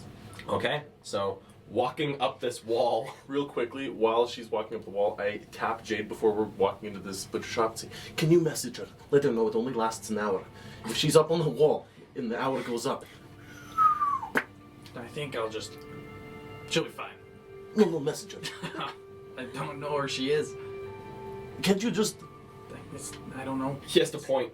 I have to figure, if she's close enough, Do it. it's not gonna take more than an hour. Okay? We'll be fine. If she does, it's not my fault. Sure. You, Belial, and the horse heard it. It's not my fault. I didn't give her spider feet. It's not your fault. You shouldn't give her stuff. Anything. Have you seen what happens when you give her anything? She's well-intentioned. She just, a little... like Ludi. Look, I'm just saying, if she falls, it's because you didn't tell her. No, because you didn't tell her. I can't tell her. We'll run down the alley 10 I'm not feet. gonna run down the alley 10 feet. That's You suspicious. could at least That's try. suspicious. You could at least try. Look, honestly, I just think it'd be kind of funny if she fell. Well, she's not like Ludi. She can't stick landings like him. Let's just go in. Fine. So Isla, you've now climbed. You're probably about nearly about 100 feet up Oh my god, yes. this building when you come up to the windows and sort of squatting down and looking into the window itself. You see that it looks like it's very, very high up on the wall, and as you look down, you see that on the other side of the wall it just drops 3 stories into the floor of this warehouse itself. And glancing in, you find we jump to the boys coming into the front of the shop. So coming in through the front door, another person sort of pushes by you. Oh, sorry. Heads out, large rack of something Okay. in their hands, Okay. also slowly reddening as they come by you. They head down the street. So, undisguised, just letting you know, I go in with Jade. Okay. And you guys find yourselves in the shop, which I drew out because I wanted to Oh. remember things. You That's just what wanted you to... say. Yeah. That's what I say. I've started doing this in case you guys decide to attack shopkeepers. I don't know. Last time Because that's happened before. The dwarven barber didn't have a map because you knew we would. Because you don't kill a barber. That's Well, what you think. My aunt's my barber. It's actually the first rule in the player's handbook. Don't kill. You don't kill a fantasy barber. barbers. You don't kill fantasy That's barbers. in the first page. You open up the book. You don't kill fantasy barbers. Wizards of the I'm Coast good to does play. not endure fantasy bard killing. Teaching my family members how to play D&D this year. I can't believe I forgot to tell them that rule. First thing they did, killed the barber. There's Rex. Our house burned down. Yeah. It was awful. Jade. So you guys enter the shop. All right. Coming Where's into the bad shop. guys? What? Weapons drawn. Weapons drawn, you guys are ready. Enter in the shop, there is one. Let me grab exactly what they are. Oh, his stat line, huh? Yeah, his stat block. You guys, there's one half-orcish man manning the counter. There's a couple of commoners He's begging us to kill him. mulling through the store itself. There seems to be a line of 2 people holding large cuts of meat in their hands, sort of like away from them. It appears that around the store itself there are a number of different sort of areas with prices lined on them and different cuts of meat hanging from meat hooks, small pails placed under them that is collecting the drippings. Do they look good? Give me a survival check. Some fresh. I want to also try to identify either by smell or sight what meat Kind of this meat is. it is? Okay, Yeah. give me an investigation check. I got a 10. And on the looking at like if it's good, Yeah, like does the meat look good or does it look the rotten? meat looks incredibly fresh. Okay. And it's investigation? Investigation. That's a 20? Ooh. 20. So looking at the different cuts of meat, it looks like the bulk of them are beef. Look like large chunks, Cows. large cuts of cow. Also looks like large cuts of pork. And then one type of meat that you can't quite figure out what it is. Oh, It that's looks exotic. exotic. By the cut of it. It a looks, chest. it's similar to the size of the beef cuts, but it's not beef. It's some other. It's donair, First isn't thing. it? It's donair. It's shawarma. I look in and I go, that ain't meat. That ain't beef, bro. It ain't I can't believe it's not beef. Okay. There's always vegan options. Oh, yes. Oh. That's, yeah, there Emily, probably is. Emily leaned over and said, "It's man meat." I meant like human meat. Man meat. Gross. Wizards of the Coast also does not endorse man meat. Or us. Well, So- speak for yourself. Coming in, this individual, a gnome, walks out. One in each hand, these small little cutlets look to be chicken. This guy's got in his hand. Sorry, just gonna squeeze right by you there. Thank you. I move a little. Hands out. I'm kind of get back in.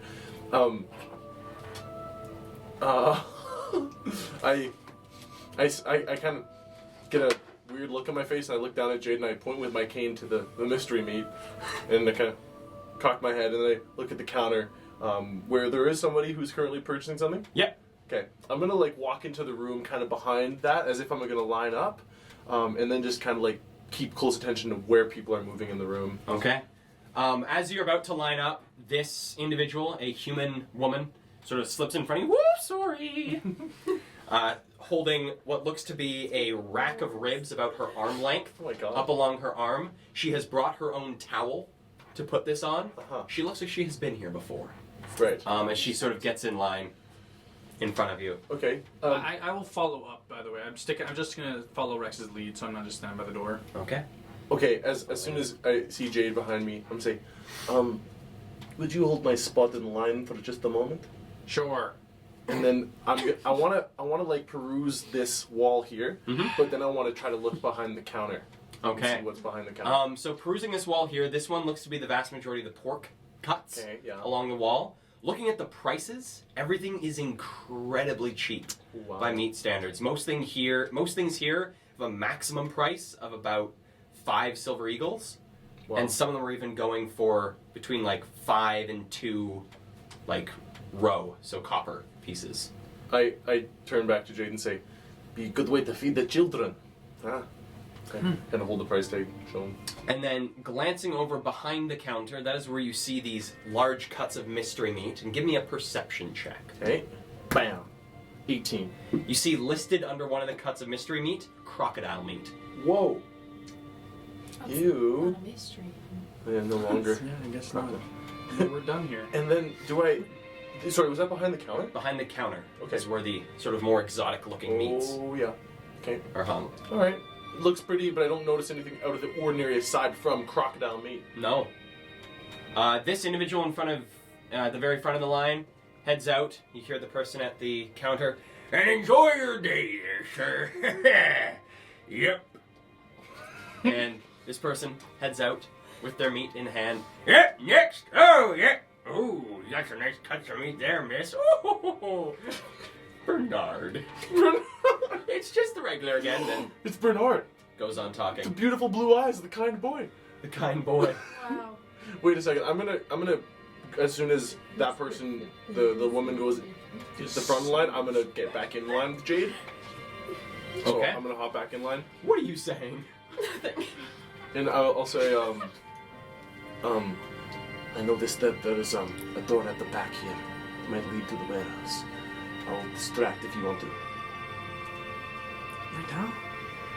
Just, I can't just Check it out. just go. Oh, All right. you can see. Tell me what's back there. Right there. Sure. Yeah.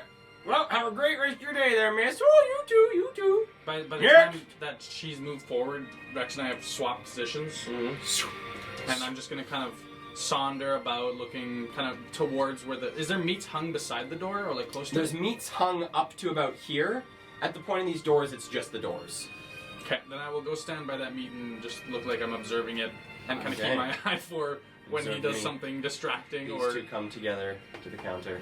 And I'm gonna look down as he says next. Yeah, what can I grab for you, sir? I'm gonna tap into my actor feat training to pull on a draw from a memory from my past that made me feel crazy, which was God. a moment in which I had an immense amount of bloodlust, to look up and have an insane look in my eye and look at the crocodile meat and say, that isn't reptilian meat, is it? What? Scales? Are there scales on that meat? Give me a performance check. Fucking hell. That's a 23. Yeah, I don't believe there's any scales on it. That son looks back at you and see him like wipe something off of the meat. Nope, no scales here. Nope, I got them all off. pay very handsomely for scaly meat. I have this fantasy of eating my family. And Okay, sir. it's not necessary. We are a respectable establishment here. I'm gonna have to ask that you either keep it to yourself or I'm gonna have to ask you to leave. I'm gonna, because I can hear this, I'm just gonna shoot him a message real quick. I'm just gonna shoot him. I'm just gonna shoot the guy in the fit. No, I'm just gonna shoot Rex a message. All you have to do is get him to turn around. I messaged back. He was for a moment. In a totally different voice. He was for a moment, dude. So I kind of nod to the back of the room, but it kind of just looks like I'm crazy. Say, Sorry, I'm very hungry. My family isn't necessarily rolling in dough, but I've come into a lot of money recently. Yes, you're not a baker's boy, eh? Get it? Dough. Baker. I like him. What can I grab for you? You want some of the crocodile meat? More expensive cuts in the store, about 15 silver pieces for one of these boys. I'll take every cut behind you. Every single one of those. They all look so good. Sir, I'm just gonna start you off today with our largest cut. This meat behind me here, it's enough to feed a family of 37. What about Unfortunately, I can't in good like conscience 120? give that to you. We have other hungry customers. But I am very happy to sell you some of our scaly meat. Alright, so he pulls does this. he turn around? He does, he turns around to start pulling it off. Right when he turns around, I'm just gonna go to the door and creak it open and see if I can see into that other room. Okay. Going to the door and starting to creak it open, you pull on it. The door is unlocked, but has one of those little chains holding it On at the about. You have probably about a gap of about like 3 inches into the door. And is there anybody inside? Nobody Like, inside. You do see on the door it's written employees only. I'm going to mage hand up and just unlock it from the... Okay. This thing swings down in the door. And I'm just gonna Opens. slip in. Okay, give me a stealth check. A stealth check? Okay. How do you do math? Oh, 17. 17. Alright, so you feel quite confident about your sneakiness. You find yourself in this.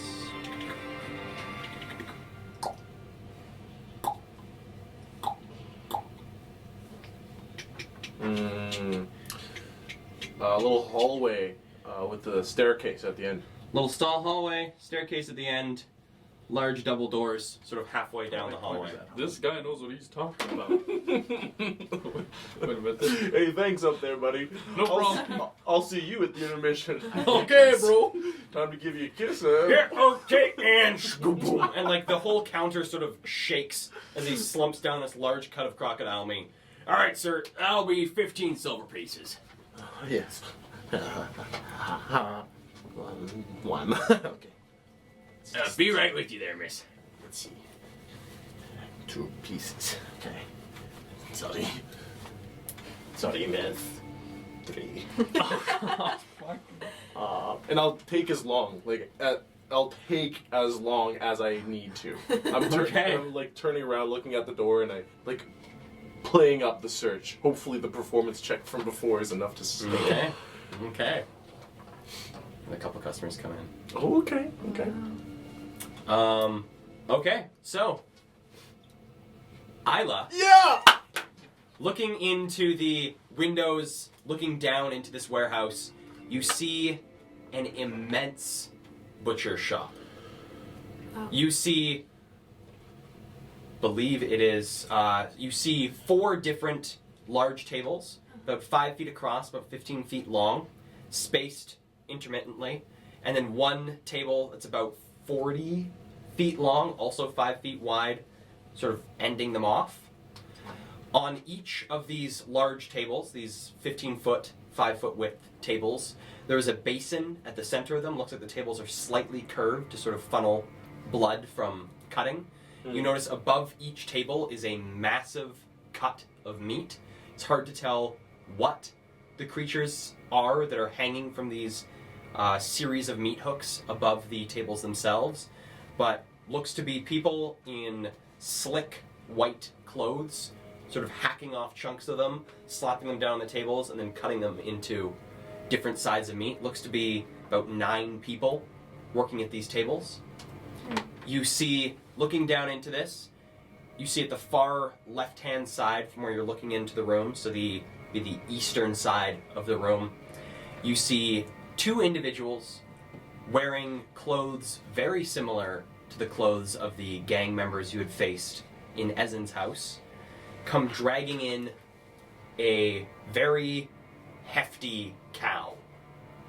They sort of drag it in, the cow sort of pulling against them, and they pull it into the center of the room, and you see at the top of the stairs, there's some stairs at the far eastern side of the room leading up to a bit of an overlook and looks like an office as well. You see at the top of these stairs one of the large brutes that you had seen before, wielding one of these massive hatchets. And sort of seeing this cow get dragged to the center of the room, and these 2 people are trying their best to like pick it up and put it onto the longest of the tables. You see this large brute sort of make their way down the stairs. You can see the sort of wood shuddering at every footfall. And once they finally come down to the ground, these 2, there's now a 3rd gang member trying to get this cow up, and the cow's shaking and not really being too helpful with this. Oh, yeah. See the brute sort of come down, grab it on the side, and just push it up onto the table. You then see it take its large hatchet and take off the entire hindquarters of the cow, which starts immediately twitching and shaking, and you see the hind part that is still attached to the cow begin to knit itself back together. And sort of sliding this large hindquarters of the cow over to the side, the 2 gang members head over with smaller hatchets and begin chopping it into smaller cuts of meat. Oh, wait, hold on. What?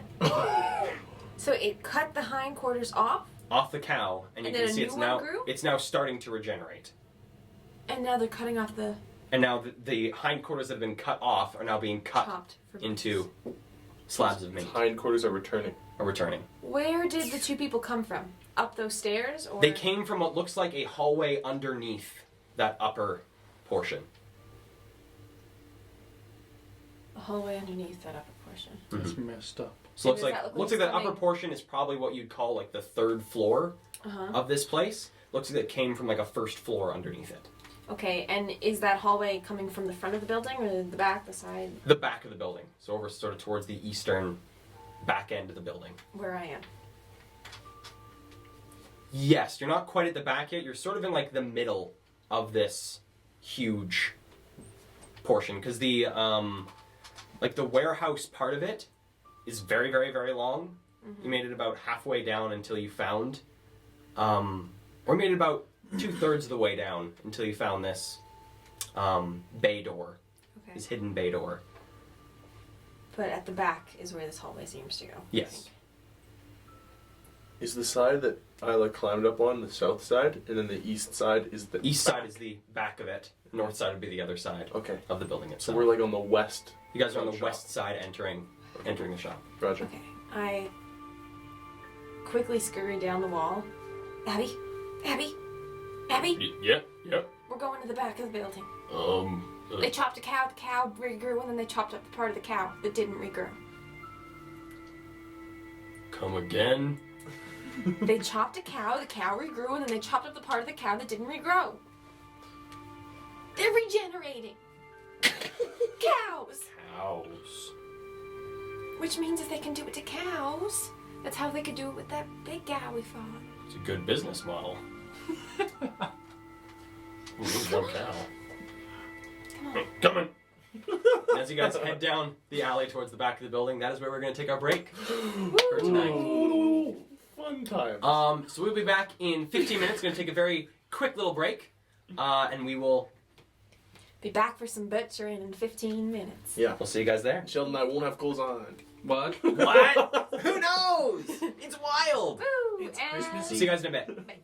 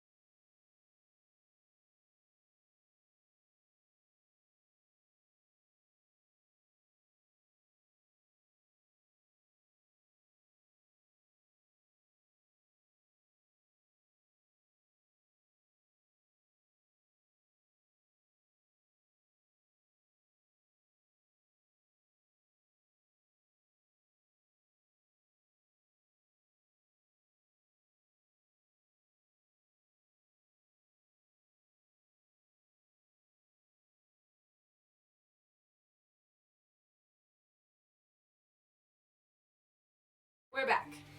Welcome back to Dungeons and Drama Majors. Oh, are we missing Jackie? No. I'm here. I arrived. We will be picking up right where we left off, with Abby and Isla heading into the back of the warehouse. So, heading towards the back of the warehouse, you guys come along the flat rear of the building, where there is a large alley that has been built at the back of this building, and a massive, what looks to be loading door at the back of the building. Shining metal, all brought down, locked, looks to be, Okay. and with 2 guards Ooh. stationed on either side of it. Any windows? Doesn't look to be on this side. Then I will go back to where we just were. Okay. Or a closer window to the back than the one I was looking through, if there is. Okay. So climbing back up. Climbing back up. Okay. Abby on the ground. Isla, we're like really close to the bad guys right now. If you could like hurry up. I'm kind of scared. Go up really fast. Okay. Coming up to the top, looking through this window, you've now reached sort of like the second last window eastward on this building. And looking down into it, peering in, you now see yourself looking onto this sort of 3rd floor viewing area. You can see from here, you can still see the large brutish creature sort of holding down this cow as it's wriggling, and its hindquarters are now beginning to slowly, very slowly reform. On this 3rd floor, looks to be a small seating area where people can sit and play. There's a lot of playing cards spread across the small circular table at the middle of all these chairs. You also see the office that it appears is also located up here. The door slightly ajar. And the seating area, is it for workers or that's what you mean, right? Like It looks like, a break room kind of? yeah, it looks like there's like 6 chairs in a semicircle, all mismatched chairs around this circular table. I messaged down to Abby. Should I go in? You actually, from this distance, you will need to like walk a bit down Okay, I do that. the wall, okay, to reach him. He sort of looks from the ground.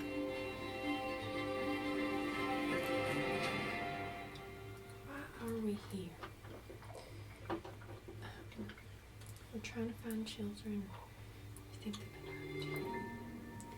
Oh no, I'm alone.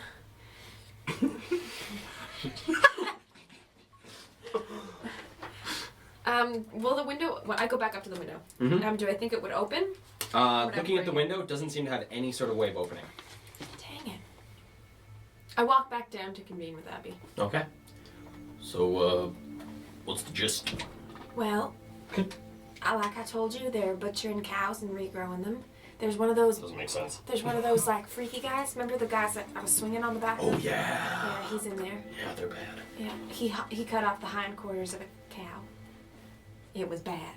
And then there's like a bunch of butcher people in there. There's something where like they're sitting at tables and playing cards. But the important thing is there's a hallway where I think it's where they like the back room where they do the bad stuff. But it's down at the back of the building, and that's where we just saw the guards. Oh, So could you take out the guards and we'll go in? No. I mean, maybe. Were the guards those brutes? The 2 guards just look like two gang members. It was an accident. Just kidding.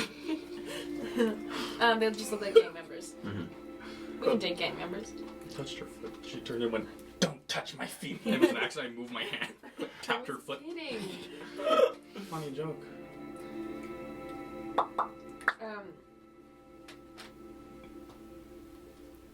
I don't know. I mean, I think we should go take out the guys in the back.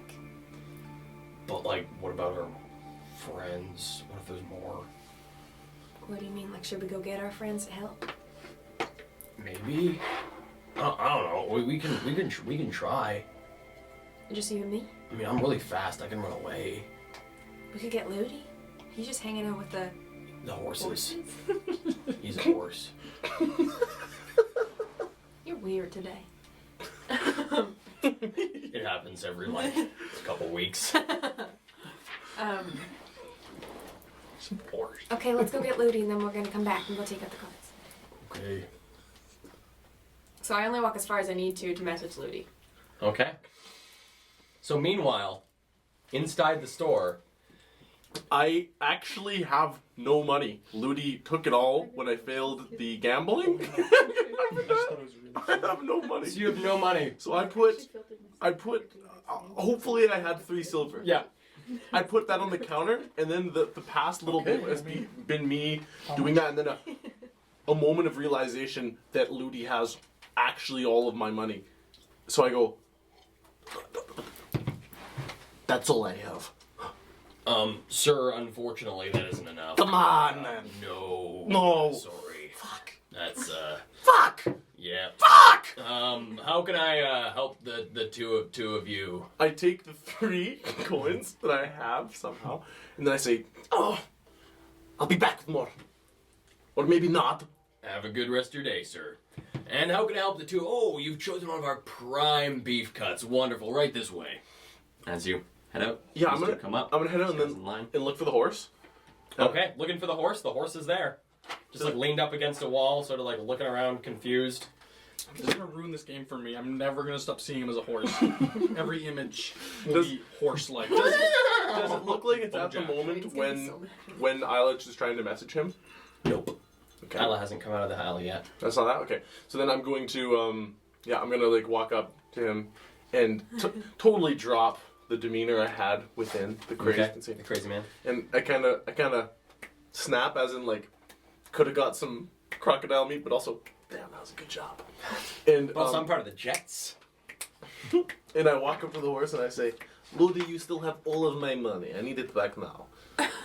Rex, you're gonna gamble it away. No, I don't gamble. I'm just trying to get crocodile meat. Rex, Ludi. how much do you need? Well, I want exactly however much I have all that was mine back. But as your character sheet isn't here, I actually don't know how much that is. So just give me like 20 gold. 20 gold. Rex, that's like enough to buy like 7 guns. Kale, is that? We love you, Brayden. Okay. Rex, that's like so much money. Well, I don't need to buy guns. And like, not like you need guns. You've got them right there. Rex. Squeeze the horse's arms. I squeezed the horse's arm.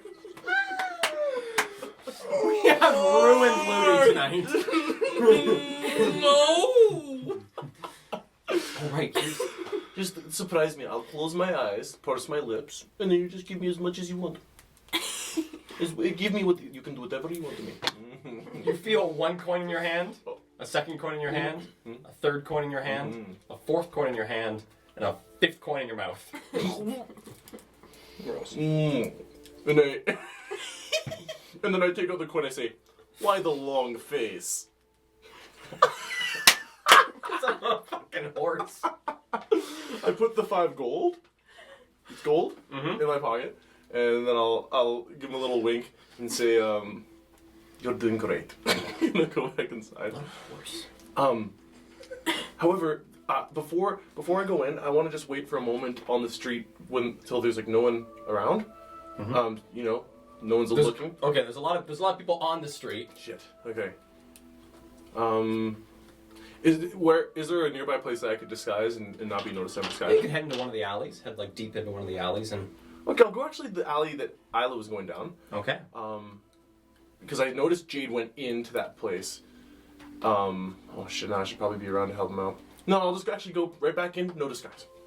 Okay. So walking right back in. Okay. Heading back in. Meanwhile, Jade, on the other side of this door, what would you like to do? Well, glad you asked, Kale. I would like to cast invisibility on myself. Mm-mm. Please? You can't. I don't want you to. That's how I made my character, was Okay. that I could do that. Cast invisibility? Okay. Should have given So him you a kiss during the break. cast invisibility, sort of watch. That's what I do. And then I'm gonna just start making my way downtown. I'm gonna go up the stairs. Okay. Heading up the stairs. That's tonight. That's awesome. These are our rocks. These two. Yeah, they really are. I don't know how to do this in a way that you can see. I guess we'll do it here. Dwayne's, if you will. Johnson, Dwayne. Oh, stuck between a Dwayne and a hard rock.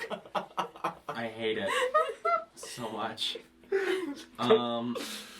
Okay, so you find yourself coming upstairs. You find yourself in what looks like a bedroom. There's 3 windows. One window here, one window here, and another window here that look out onto the street. The one on the north side of the room looks out into the alley.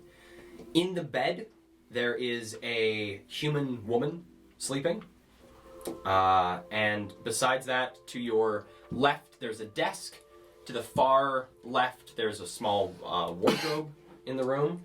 Besides that, the room is only lit by a single incandescent bulb hanging from the ceiling. She's passed out. She's out. I'm gonna go look on the desk and see if I can see anything interesting on top of it. Okay. Mind you, I am a halfling. It is not halfling sized. You'll have to climb up onto the chair. I will do that. Okay. Disgrace your race. So coming up onto it, give me an investigation check. There is a large number of papers strewn across this desk. It's an investigation? Mm-hmm. Humble 11. Okay. Looking through the various papers, sort of sifting through them, each paper turning invisible as you touch it and then reappearing as you place them back down. It looks to be a large assortment of different orders and receipts and different things from the store itself. As you go through it, waiting to try and find something incriminating of the gang, it all seems very legit. All the stuff on this desk, like they're keeping track of their receipts, they're keeping track of all their transactions, everyone they've bought from, everyone they've sold to, everything. You find on the table as well, on the right-hand side, a small lockbox. Okay.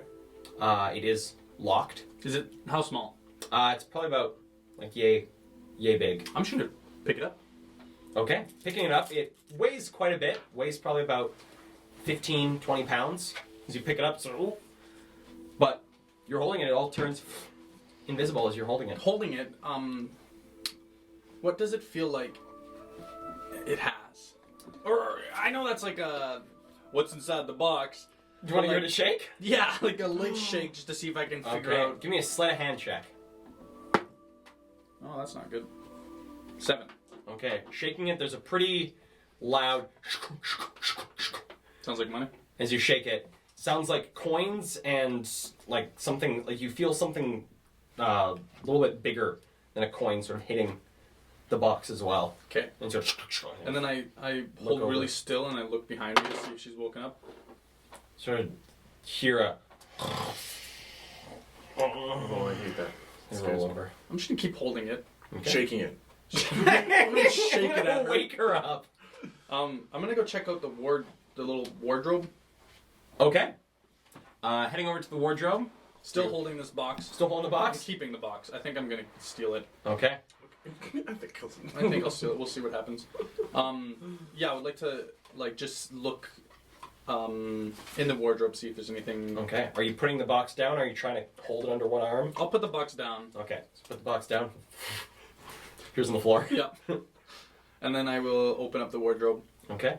So pulling open the wardrobe disappearing in your hands as you The whole thing. Pulling open the wardrobe, you see it's a pretty barren wardrobe. There are 3 different. Where did music go? There it is. There's 3 different aprons, like white aprons, hanging from the little hooks in it, as well as 2 sets of leather armor. Okay. That's it. That's it. I'm gonna look to see if there's anything funny. Okay, give me an investigation check. Reroll natural ones into a 15. So, looking around and sort of patting around through the wardrobe itself, you find tucked against the inside bottom portion of the door, you find a little compartment and pulling it open appears to be a small drawer, and inside is a dragon. Boring. I mutter, and then I just close it all, pick up the lock box, and I'm gonna make my way downstairs. And those doors over there, I'm gonna. These doors? Head Yeah. to these doors? Yeah. Okay. You start making your way downstairs to head to the doors.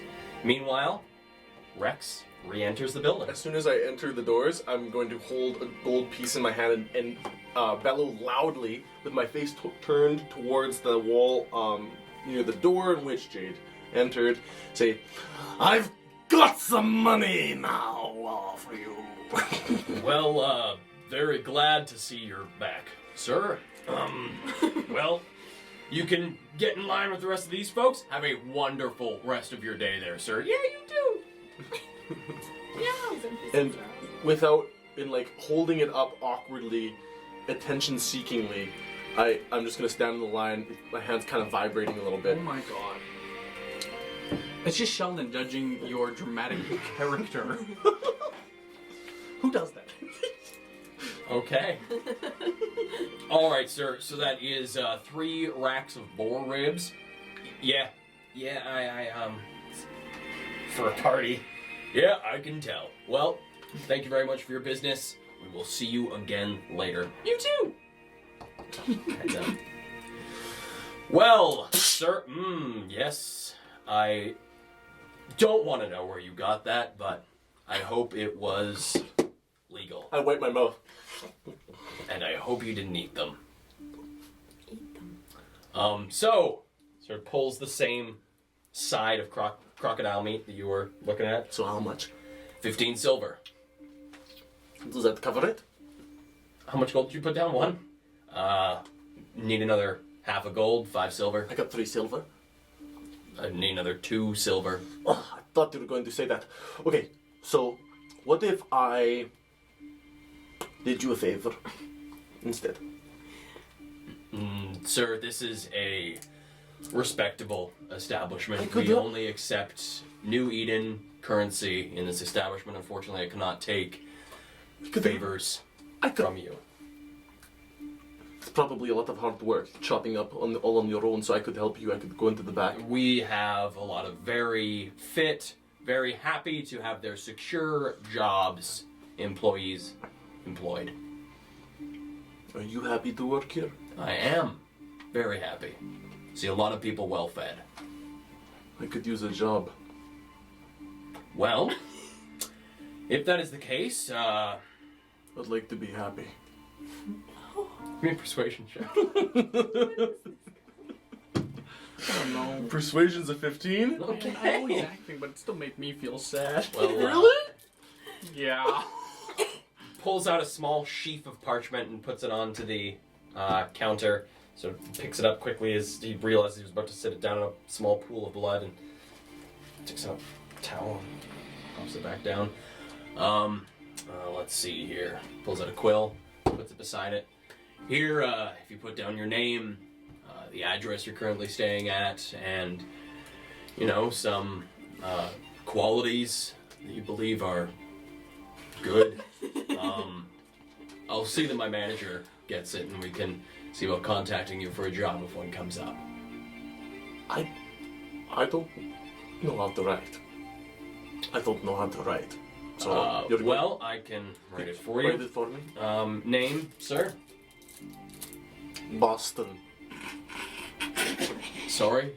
My name is Boston. Boston. Okay. Do you have a last name, Boston? Redo Socks. Redo Socks. My lord. Yes. I hate you. Alright, Boston, Redo Socks. What is your current address? I'm homeless.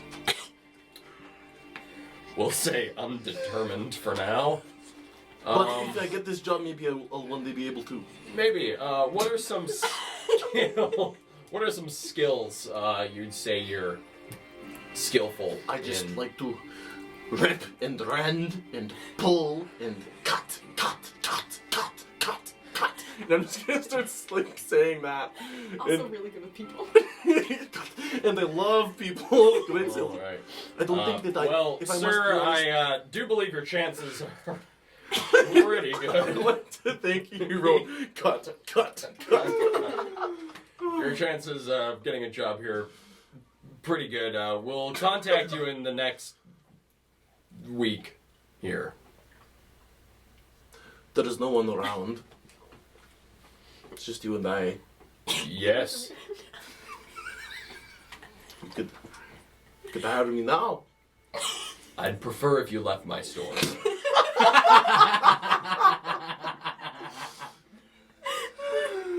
Not the first time I've heard that. I can imagine, sir. Not even today. Well, it has been a pleasure. Boston. Red Sox. We will be in contact with you. And I reach for the crocodile meat. Thank you for this. Sir, you have not. He puts his hand on like the center of the slab of meat. Sir, you did not have enough money. There are other places in this store where you could purchase things. Oh, right. I just thought I had the job, so I thought I could take it. Sir, I'm gonna ask you again to leave the premises. I scoop the coins into my hand and then go. Okay. And I start like big shit-eating grin as I'm walking facing away from him and out into the street. Okay. Pass by another pair of people coming into the store.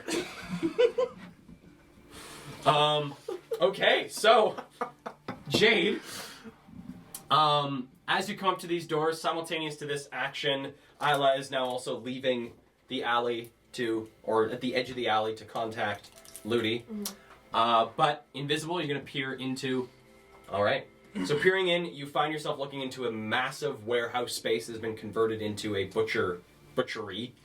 You see flanking the door and making two different rows, there are these 5-foot by 15-foot long tables that there are currently a number of people in these, looks like slick white aprons that is sort of dripping with the bits of blood that has hit them, working on carving up some cuts of meat from hanging bloodied carcasses above them that it's hard to tell what they once were. Yep. You see at the far end one of these large brutes that you recognize as similar to one of the brutes that you had faced before, holding down a cow that has a weirdly small backside to it. Looks like the front end of like a full-grown cow and the back end of like a calf. Disgusting. You see two gang members to the left of this, sort of working at hacking up the rear haunches of a cow. And besides that, you can see the above sort of viewing area with the office itself, the door slightly ajar.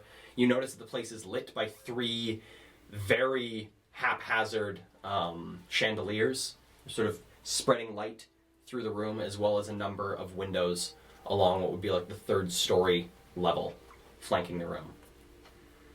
Is there any entrances other than, like in the room, any other entrances or exits? From what you can see, this is the only entrance or exit you can see. Cool. I will leave. Okay. I'm gonna wait till I hear him saying something loud enough, and then I'll make my way out. Great cut of meat. Wonderful choice, you two. Beautiful couple. Just open the door slightly and Okay. exit, and then I'm gonna exit the building. Okay. Wait for... Is the door just open? The door out? Yeah. Yeah, the door out's just open. Okay, then I just leave. Okay. And then I'm gonna step around the corner and look around and make sure there's no one else around. Okay, well, stepping out, you see Rex sort of... He's just maybe moments before, left the building. So still shaking off his character. And I'm talking to Lydia, I say, and he said that I have very good odds at getting the job. So I'm like, if anything, we could work here. So I'm gonna stay invisible until I see. There's no one else in the like out in front, is there right now? Out in front, there's still quite a lot of people bustling around, people going into other stores, people coming into this store. Did you say Isla was coming as well? Isla is about to contact Ludi. Gotcha. Okay. Okay. Is there? Do you have a bag? Do one of you have a bag? I do. A big bag? It's like a nice leather. It's like a matte black backpack. Is it Matt, it's Nat, big? black, black, black. It's nice and big. It's not very big. Could it hold this little? It could hold the lockbox. Like if probably, I look right? at it, am I like, will that fit in there? Yeah. Oh, probably. Yeah. Okay, then Well, I like- come up right in front of you and I wait until like I see that there's no one really paying attention to you, if that ever happens. Yeah. And I just let my invisibility go. And I'm holding this little box. There you are. Hey, put this in your bag. Dude, you wouldn't. You just see him, he's holding this like iron lockbox. I just Big grin on his face. I took it from upstairs. Oh, so that's where he went. Yeah, I saw that in the main. It's heavy. It like, Wonder It's heavy. Wonder where Abby is. Yeah, I don't really know what's going on in there. It didn't seem like anything crazy to me. Did you see anybody from the patchwork? Yeah, they're in there. I just don't know what they're doing. It just looks like they're running a meat business. Their cows are weird, but yeah, Weird cows. well, really strange. I've never seen a cow that has a cow body but then calf legs. I wonder what Isla found out. I don't think there's any point in going back inside there. At least for me personally. Unless you think that we should investigate that I operation. don't know. There was no other doors I could see from where I was looking into the warehouse. I don't know. Well, if we know one thing, is that the Dark Elf was looking for where the patchwork are making a stance. So if anything, she should be around here, or maybe she tried to get in and they did something to her, or who knows? Maybe they could have little prisoners. Who knows? Yeah. Let's wait for Isla. Okay. And Isla, what would you like to say to Ludi? Ludi, I need you to come back. There's two guards, and inside they're chopping up cows, and then they're turning half the cows into meat, and then they're turning the other half of the cow into a full cow again. Rex! Isla says they're chopping up cows. That's what. Oh, and also there's another one of those big brute bloater gross thingies. Remember the guy I was on the back of swinging around? The guy in Essen's place? Yeah. Yeah, he's here. Okay. And also there's a hallway that I need to get into, but there's two guards blocking what I think might be the entrance to that part of the place. Okay. And Well, let's... Abby doesn't think we can take him alone. We need you. Alright, I'm just realizing he couldn't actually reply. He's just hearing this. Oh yes. So he's said nothing. Anything that he's said, you don't hear. Rex hears it. He's saying it to Rex.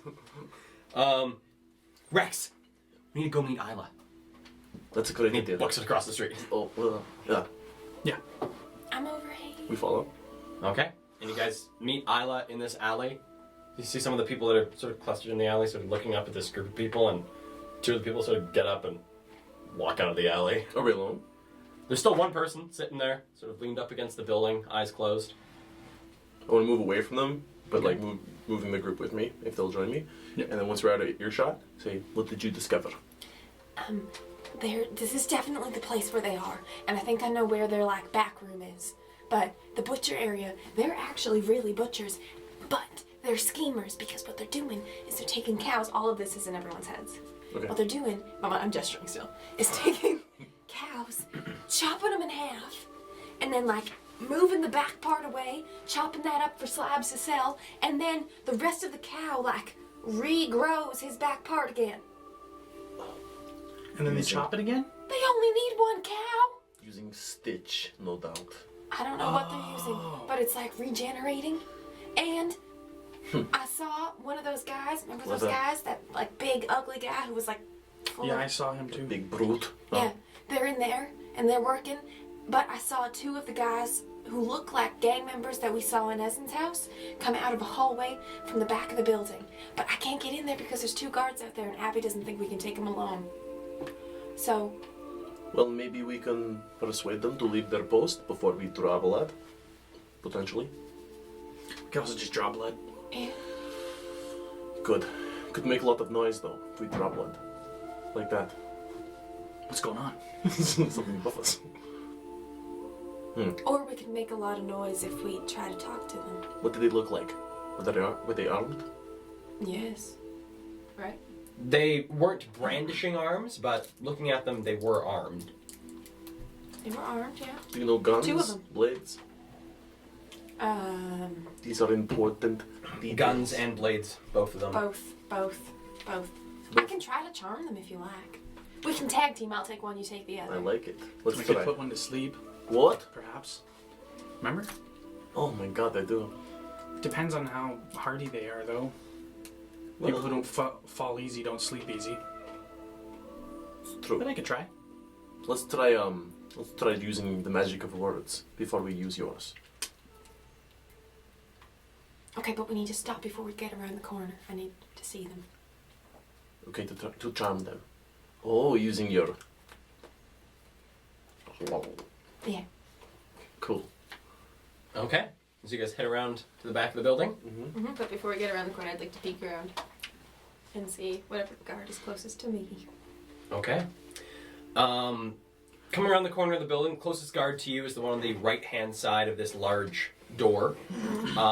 Giving him a quick glance over, you get real person. About like rib length, blonde hair, Rib length. brown eyes, and human. Human. Like a... Like you, And? Kale, Kale and? me, But not Emily. Jeez. alien. Okay, so then my facial structures start to shift into more human and less elfish.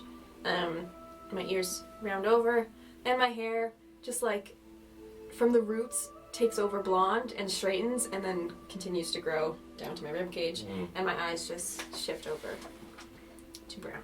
Cool. I'm going to use disguise self, and my body is going to change from the sort of slender, dragonborn look. I'm going to plump out a tiny bit, but my clothing is going to change into a corset. I'm going to create like cleavagey breasts and like stockings. So I'm becoming essentially a courtesan. And I'm gonna have like pinned up hair, and I'm gonna Still like, dragonborn? no, human, Okay. blonde human, similar but not the same as you. Are we convincing them to leave their post? Is that what you said? And I clear my throat and say, "Well, it's worth a shot, isn't it, honey?" That is so... I don't know if it's flattering or mean. Well, I've heard you talk a lot, so I think I picked it up from you, probably. Okay, let's go play. This is really strange. I'm gonna Let's wait give it over a here. shot. Abby's like, I like this. yep. And Abby, look. Did you hear him? Yep. I'll follow your lead, sister. Okay. I walk up. All right. So Ludi stays behind as well as you guys walk up to these two guards. One on the right-hand side that Isla has looked at, sort of looks over and takes a double take at you. Sorry. Do I know you? You look. Fred, doesn't she? Oh, isn't that cute? You didn't remember a night? Must have been pretty good. Left-hand side. Ladies, we are gonna have to ask you to leave. This is private property here. The alley? Yes, it is owned by our company. I'm sorry, just to clarify, you don't remember me. This is the one on the left. This is now the other To the one. one on the right. You don't remember me? Nope, can't say I do, miss. That's just offensive. That's very offensive. Or are you just trying Oh, he's trying to play cool. to defend himself in front of his friend here? You don't have to act coy, honey. Sometimes. Never mind. I don't really understand what's going on. This is private property. I'm going to ask you again to please leave the premises. Okay. You're playing it pretty cool. We'll give you that. But if you want to get off the clock, take a little break maybe. We can offer you a deal. 2 for 1. 2 for 1. 2 for 2.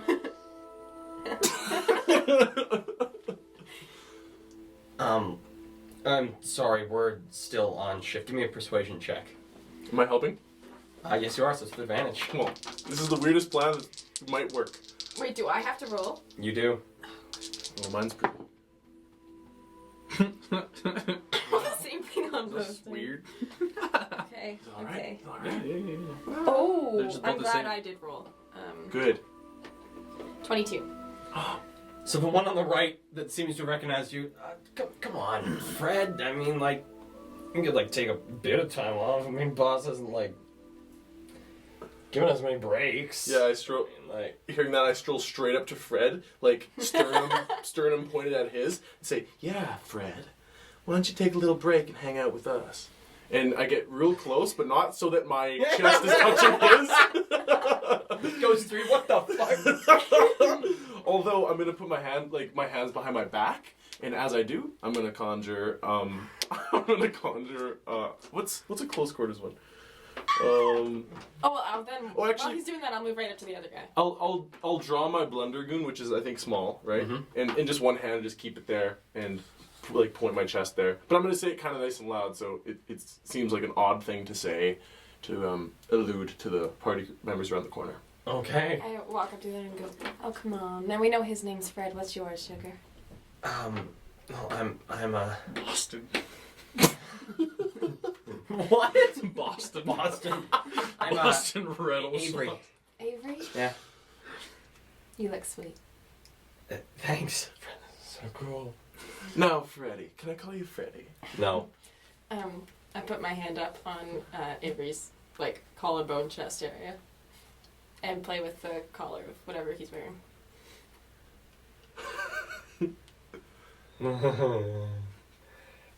It wouldn't be like that long, Fred. Like, I mean, We don't have to go far. I turn to look at Avery and I say, "Oh, doesn't take long for you, huh?" Fred's just like stone faced. Damn. Come on, sugar. Just Ladies, I am gonna have to ask you again to please leave the premises. Who said that? The one on the right? One on the right, Fred. I look over at Isla. I look up at Avery and like give her like puppy dog eyes and bat my eyelashes. Pat my lip a little. Well, Fred, you can hold this one yourself for a bit, right? Avery, please, like, well, it's your funeral. Looks like it's 2 for 1. And I look at Avery. Oh, I think maybe you can stay and work on. Oh, doesn't look like Freddy wants my services. Nope. You're missing out, honey. And then I turn and say, "Well, if you want little Avery all to yourself, then I'll head down the road. Good luck out there." Okay. Okay, where are you gonna lead Avery to? I'm gonna grab this guy's arm. Although I will like kind of come in close and I say, "Sure you don't want a little backup? You never know what these boys will do." And I say that just quite enough so Avery and Isla hear. Sure, it wouldn't hurt to have two. Is that right, honey? Yeah. Great. I'll let Isla go in front. I'll lead him. I want to duck just into an alley. But, Okay, like, so there's the alley with your friends. No, like I'd like to go somewhere like empty. Weapons drawn. Die! So there's the opposite alley. Do you know somewhere quiet, honey? Yeah, there's this Close, though, right? alley right here, and he starts walking towards the alley with your friends in it. Not that one. I pipe up I've my seen a voice. bunch of people in there. It's Oh. not quite private. Yeah, private. Yeah. There's the. We could check the other side. Sure. Okay. Okay, coming into the other side, the alley is empty. Okay. Do we see them? You, glancing around the corner, you see the two of them leave with one of the guards. You see the other one sort of like watch them as they go, and Okay, Avery. I'm gonna message if they're within 120 feet. they are. I'm gonna message Isla. What the hell's going on? Do you need help? I'm gonna write back and say, "There's only one guard at the post now. Take care of him quietly, love." And All right, boys. Avery, honey, on your knees. Give me a persuasion check. Whoa. 27.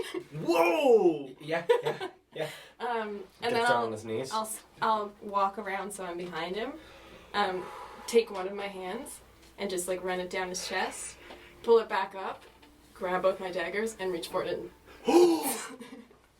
Really? Okay, give me 2 attacks with advantage.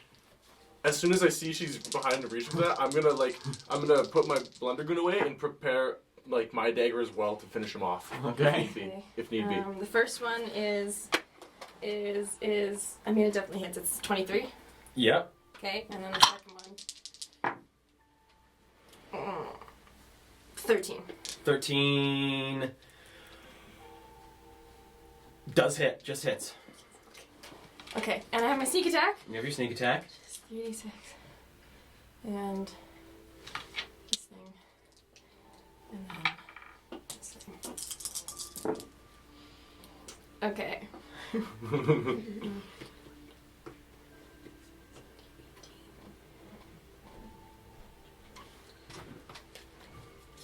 $24.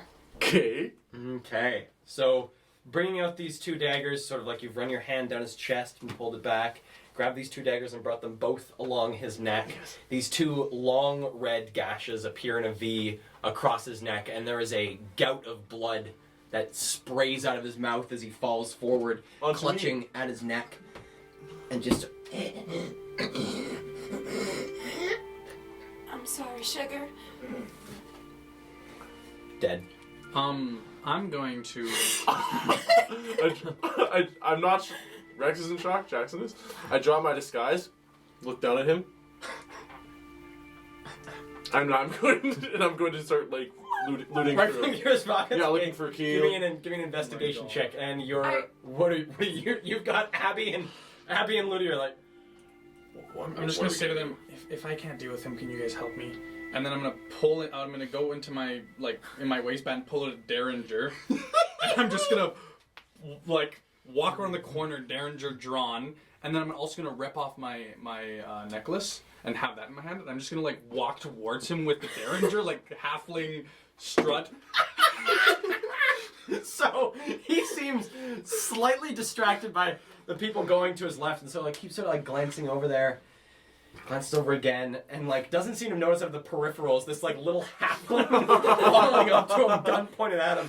He turns towards you as you're 15 feet away from him. And I'm What? just gonna shoot my Derringer instantly. I'm gonna shoot it at him. Give me a roll to hit. Do I get advantage because he wasn't You do. expecting me? Noise. That is above 20 to hit with the Derringer. Okay. I don't have the stats of a Derringer on me. Does anyone know the stats? I have them right here. So stat for a Derringer, it is 1d10 piercing. Plus Dex, right? Yeah. Great.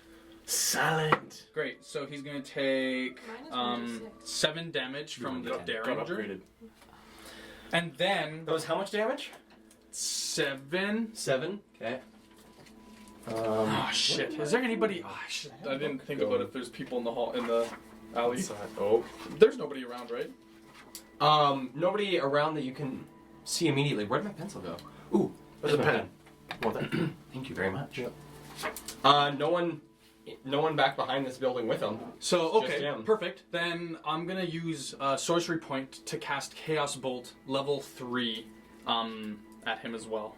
Okay, give me Instantly right after. So I shoot, and then out of the same area, just a bolt shoots out. Okay, give me a roll to hit on this one. This one without advantage. Without? Because Okay. now he's He's been shot. aware that there's danger. Come on. Ooh, perfect. Above 20 again. Above 20 hits. Okay, and Yeah. Chaos Bolt Shocking. is 2d8. 1. I got a 17 on my investigation check. Ooh. Okay. That's the one. Thought I'd say that before I forget. So it's going to be acid, and he's going to take 7, Ooh, acid. 7, 8, 9, 10, 11, 12, 13. I rolled really poorly. Hopefully that's enough. 13 as a bolt just comes flying up boom, right after I shoot, and green again goes into my hair and my eyes, and that's going to be what I do. Okay. That was how much? 13? 13 and a 7 from before, so 20 damage. 20 damage in total. Eek. Okay, so the gunshot goes off, goes straight into like the right side of his jaw. There's a spray of blood, and as he sort of looks back towards you, the gout of poison hits him strong in the chest and begins to sizzle through his armor. You can see this sort of concave chunk of his shoulder where it's now just sort of burned through into him. He sort of looks up, fucking hell, and pulls out his gun and prepares to shoot at you. The boys better got my back. But let's just quickly check here.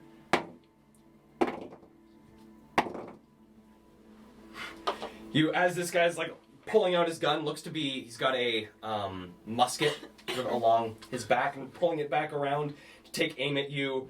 Out of his peripherals, you see him turn towards another target that is coming, booking at him as Ludi, The gap closer. Naruto running, books it past you. There's Abby fast in tow, but it looks like Ludi was just able to get out before him. So although Abby is faster, he was able to get there just before, and is going to take a series of blows at him. Natural 20. Hooves apace. 17. Oh, Ludi. That's a 20. 3 hits. That's doubled. So Ludi runs up. First punch goes to like the side of the opposite jaw than the one that has been shot. The next one, so it goes punch. What would Ludi want to do? He then goes like elbow to the forehead and then knee to the nads. Oh, And God. this guy just goes, you see his face twist to one side, his head get knocked back, and as he's falling back, then gets like arced forward as he gets hit and just crumples to the ground and goes limp.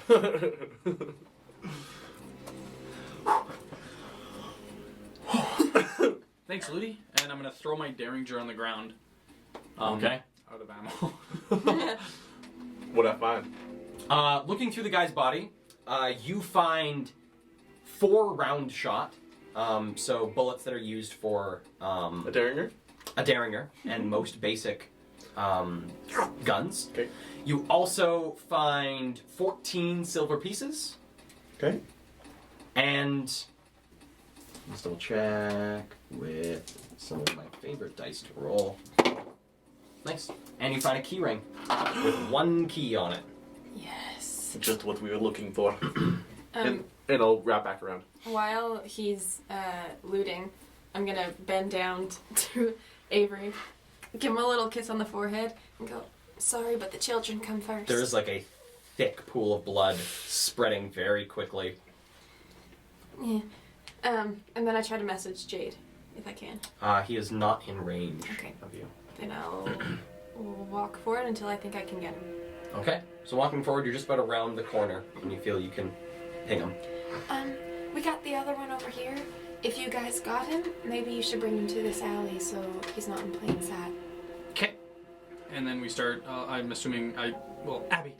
Abby sort of looks at him. Yeah. Yeet! Okay. Lifts him onto Ludi's back. Lifts him onto his own back, and as he's Red Dead carrying him, Redemption. there's just like bits of acid-burned flesh just falling from this wound, Gross. hitting the ground, little like dribblings of blood from his face that has now been pummeled to almost non-recognition.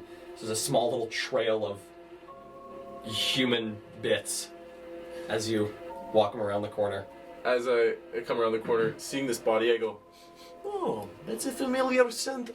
Oh, Daddy Freddy." And I pat him, and I walk straight up to the door with the key ring in my other hand. Seeing Ludi and Jade, I nod with the key. I'm gonna try it here, if there's a Okay. keyhole. So on the door itself, it's a large sort of bay door. Yeah. And at the very bottom, there is a small padlock. Okay. And trying the key in the padlock, it. I'm not gonna like take it off, but I'll see if Okay. it unlocks it, and I'll like turn around and nod to everybody and wait for Abby to return. Okay. Abby And plops the body down on top of the other one. then I say, "What are we going to run into if we open this door and rush in right now?" I don't know. Is this into the warehouse, yeah? I'm hoping it's into where they do their bad stuff. Okay. Right, this is where that would be? That's why I was back here. Well, it's into the back of the building for sure. If I you, think so. if you can draw their fire, or at least the big one, get its attention, and then run up the wall, Oh yeah, I can still run up walls. then do that. Okay. Distract that big one so that we can take out the little ones and save them for last. I might be able to create some distraction as well. That's all we need. Yeah. What do you want? It's fine. Some gold. Okay. I will. Okay. I'm gonna lay down fire. I'd like to sneak. I'm gonna join Isla. I'm gonna just like wrap around her leg. Okay, give me stealth rolls, you two. Stealthy boys! 16. And so you guys are heading through the door? I haven't opened it yet. Oh, well, when he opens it, we will be. Okay. Yeah, I'd like to do a roll into the door. I'll just do a small halfling And the walk. rolls were, it was 16 Yeah. and Two better than that, so 18. So who's sneak here? I'm going Okay. to, seeing that they both take a lower stance, I'm going to finish the key turn, take the padlock off, and are they pulls? on this one it's like a lift. It's a lift up the door. Okay, I grab a handle and say, Abby. And then I'm just going What's to, the other one? I'm just gonna yeet it up. Alright, give me a athletics check. Okay. Ooh, nice. 16. Okay. Abby sort of tries and you see him go, oh, shoulder. He tries to pull it up. You feel yourself taking the majority of the weight of this as you push it up. You guys are unable to get it quite to the full extent of the height, Okay. but are able to get about like a 5-foot space. And then as we do, I'm going to use my action to conjure a musket in my hands. Okay. So, like, you know, get it up, and then with the last little heave, I'll actually, like, conjure a musket and then use it, like, shoving the barrel into the stones of the street as, like, a counter lever to push up, so that maybe there's enough space for everybody to get in. Okay. Yeah. So like putting it. Like, shoving my musket against the stone so I can push against it and up. Cool. So you able to get yourself just a few more inches into it. Still doesn't quite hit the whatever latch is up Okay. there. But you guys find yourselves entering. Where is Isla? And where did my music go? He did just draw that butcher shop so in case I killed the guy. I was pretty close. You two find yourselves in this small Crazy room look in my eye. We could have with easily just killed him. Yeah. Rex coming up behind. We then have Abby, That is an emergency mode. and we have Ludus. Ludus. Thank you.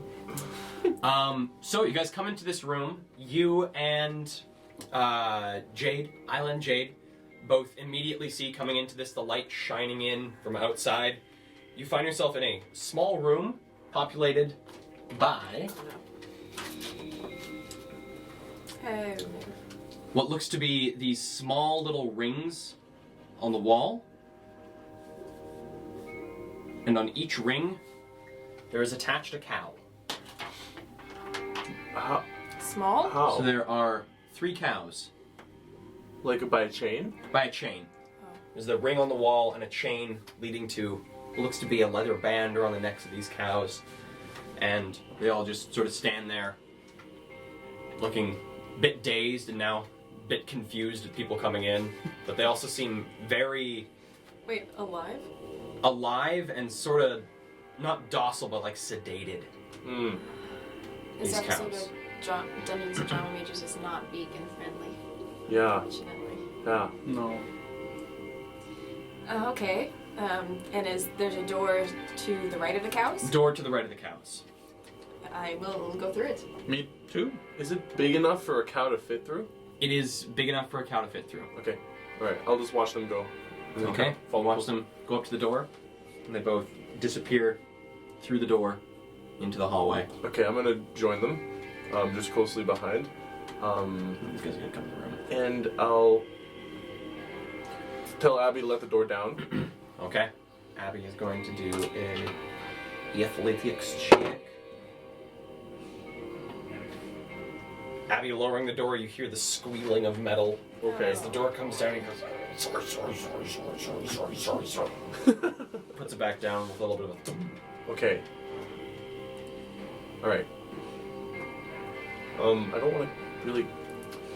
You two, stick with me. If somebody tries to kill me, you kill them. Us? No, I'm talking to the Invisible Boys. Those two guys. Yeah, so I'll just like... They'll just roam with me like my bodyguards. Yeah.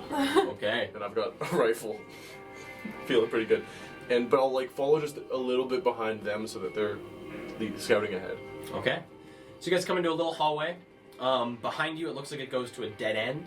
Ahead of you, it looks like it goes towards and opens up into the greater part of this warehouse. What do you guys do? I mean, I'd like to slowly approach the greater part, but being very careful as we're rounding any corners or... Like, I don't want to come out straight into the open. Yeah, me too.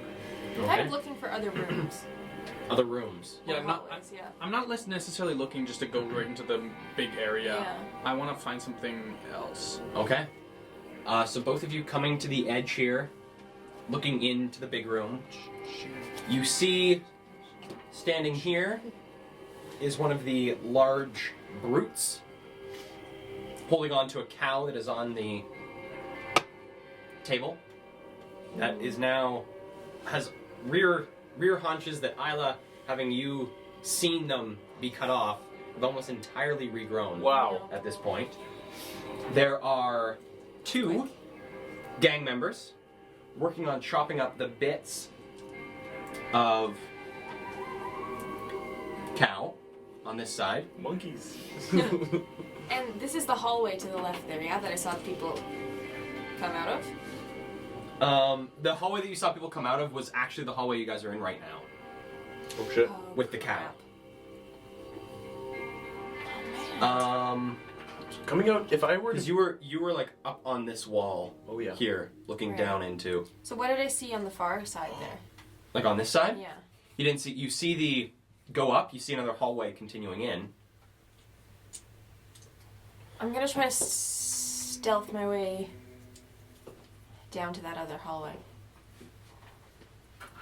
I'll come along, yeah. Like, wait, across? Like, There's like 12 guys. And to then one big ass guy. this one here. Yeah, that's what I was thinking. So rid of that one. Yeah. There's like a lot of fucking guys up there. Okay. But they're all with their backs turned, so that's good. Glorious. Okay. So It's literally like going we're down the stairs stealthing our behind way. them? No, not this. Oh, In this little area? in this little hallway here. Yeah, This- yeah. Okay, cool. Okay. Give me stealth checks, both of you. Again? Again? Coming out into the open. Oh, jeez! Okay, well, we have Why are you rolling 18? 13. 10. 9. Sorry. 7. 4. 5. 1. So coming along the back side. Double check. I'm going to take a picture of this for our viewers. I will put it on our Twitter. Yes. Can you take a picture looking? Vlooer. For our viewers. Our Boom. viewers. You guys. So you guys begin making your way. 10, 15, 20, 25. I have a question about this map. Along here? Yes. Is that black line that they're walking along a wall? This is a wall for them.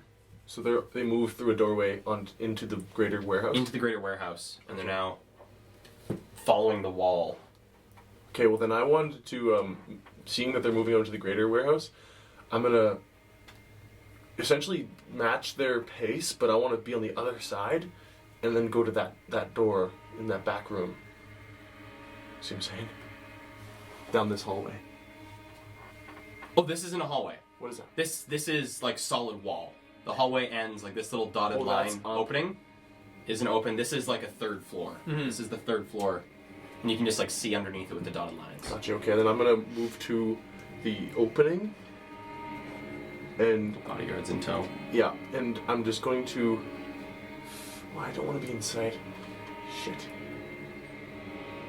I guess? There's a pretty loud sound of hatchets and other implements striking meat, Okay. as well as the pained cries of this cow. Okay, I'll wait at that spot with my musket in case I see anything happen. Okay. Yeah. So you guys continue on. Mm-hmm. As you're walking, the creature pulling down the cow lets out a pretty serious grunt as the cow kicks towards it and it sort of swings back. Oh, And for a moment, worried that it caught you in its peripherals, but it keeps holding this thing down and reaches to its side, where along this portion of the butcher's block, there's one of these massive two-handed butcher's cleavers. And it grabs with one hand, holding the cow down, and begins to raise it. And you guys come up. This is just an opening, an open hallway leading down. Enter. You guys enter it? We Okay. enter it. We do. So, coming down, it reaches a bend, and then there is a doorway. There's just a door, closed door. Open it. Okay, trying the door, it is locked. I try to pick the lock. All right, give me that'd be a thieves' tools check, which I believe you're proficient in. I am. So you roll the die and add your proficiency bonus. While I go, hey, look at this thing. That was cruel. It That- was on a 19 and then decided to bounce again and flip. To a 3. 3. The only number I ever roll. What am I His having? My favorite number. proficiency twice? Just your proficiency once. That's it? Do this I to don't the get to do dice. sleight of hand? Is it dexterity for thieves' Let's roll tools? the natural. I think it's just proficiency. For I anybody think it's who just saw that. proficiency. Proficiency? I would like If you're proficient in it. that 20. Yeah. But just my proficiency, not my sleight of hand. Not your sleight of hand. Man. 6. Okay, trying at the lock, unable to pick it. I might have something. I'm gonna pull up one of those, the little hammer from my satchel with the nail, and I'm just gonna line it up and. This might be a bit loud. Do it Okay. anyways. Give me a sleight of hand check. Oh. I reroll natural ones. Into another one. Just kidding. That's actually really good. That is 22. Okay. So you hit this thing and lets out a decently loud ping as it hits, but it is muffled somewhat. And trying the door again, the handle is loose. Here we go. Is the nail fucked? Nail's fucked. Okay. I'm on my last nail. I'll open the door then. Okay. Opening the door, you guys find in this room 13 gang members. You find a massive pit Yes. at the center of the room. The pit goes down Yes. and continues further down this sort of like arcing downwards pit. Sort of disappears into a tunnel. Fantastic. Why are you so excited? Because we found it. This is where they keep the bad stuff. This is where they put the dead cows. No. Surely, is there lines of blood? Give me an investigation or survival check. Me too. Sure, if you're looking for them as well. Oh, let's see. 6. 12. Jade, looking through and yours was what was yours? 12. But which check did you use? Survival or investigation? Survival. And survival or investigation. Survive investigation. Investigation. Looking through the ground, trying to figure out what may have been brought through here. The ground is covered in dirt from this pit that has been dug. Looks like this was once a cellar that has had a large portion of the concrete floor blown out and then dug through to make this pit. Okay. And you can't find anything within the rubble. Isla looking through, trying to find any sort of sign of movement. There is some pretty heavy signs of travel up and down through this pit. Okay, I'm going to.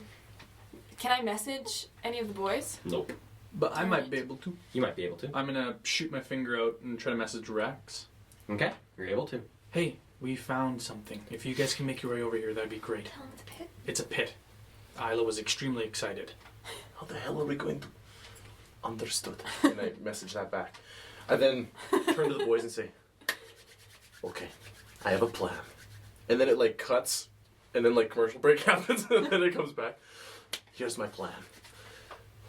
I'm going to go back to the front of the store, and I'm going to come through. I'm going to make a big distraction at the front of the warehouse. And then you two are going to sneak up the way that they went. Okay? Yeah. After waiting enough time that they should have just made their way over, I'm gonna message him again and say, "Where are you? They're not. It's really loud in there. Come on." But what if they hear us? They won't. It's just sneak. It's really easy. Are they coming? You hear they're it. trying- no. Okay. The cow. I think they're just worried. Tell them to hurry up. I message you again. Isla says, "Hurry up." I really want to go down in the pit. Okay. Okay, fine. So, yeah. I'll sneak Okay. With the boys. With the boys. So give me a stealth check. So, odds are against us here. Can I roll all I three? don't think they are. I have 3 No, d20s. You have Ludy's 3 really d20s? stealthy. Sure. She's really stealthy. Which and- ones you have to denote before they're rolled? Who's Black. who? This is me. That's you. And then this, the one that's over on this side will be Ludi, and this one will be Abby. Here, use one that is slightly different for one of them. Okay. That's a 2. Got the 2 out of the way. Okay, so Abby. Me and Ludi. Oh, fuck. Abby's an 11. Ludi's a 12. And I am a total of 11. But it's Dex, right? Yes. So Abby's got a good Dex. Should we just say 2? I'm sure it's higher than that, but that's probably. And Ludi, they safe. both got that. Ludi has the same stealth that I Ludi do. has proficiency, and he's got. And so what were the rolls again? They were I got a total of 11 11, and 11 and 12. 11 Right. and 11 and 12 So as base. Okay, so you guys begin heading out I hate this. through here. Gonna roll these again. Ludi definitely has a +5. Oh yeah, no, he's got I think maybe probably more. +8, +7. He's got +4 dex, Plus his proficiency. and then that's 3, so 7. So you guys make your way across. And as you continue forward, the ground sort of covered in grime and bits of blood that have been spread from the goings on in the center of this room. Rex, you place your foot on what looks to be just a soft piece of remaining cowhide, and you hear a loud as you crunch into what was probably once a rib at some point. Both of these guys turn around. Oh, frick. What I say, assholes? Oh! And I'm gonna need everyone to roll for initiative.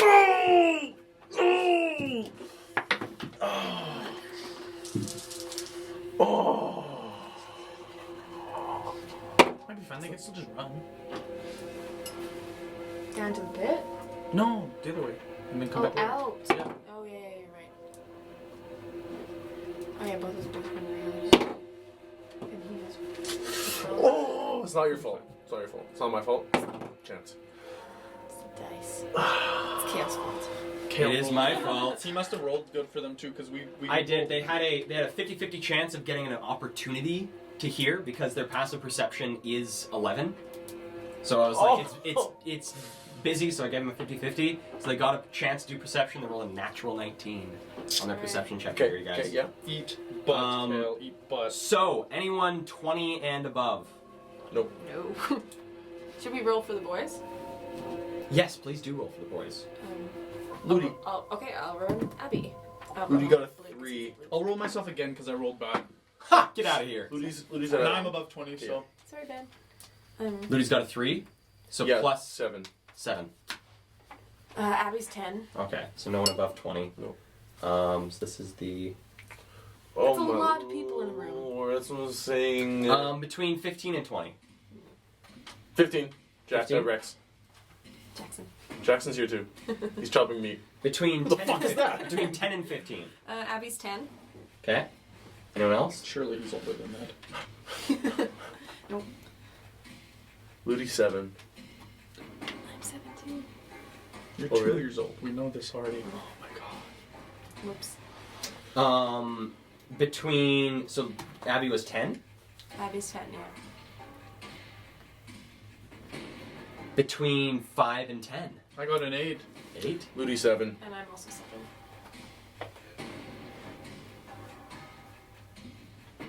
We also have the same dex mod.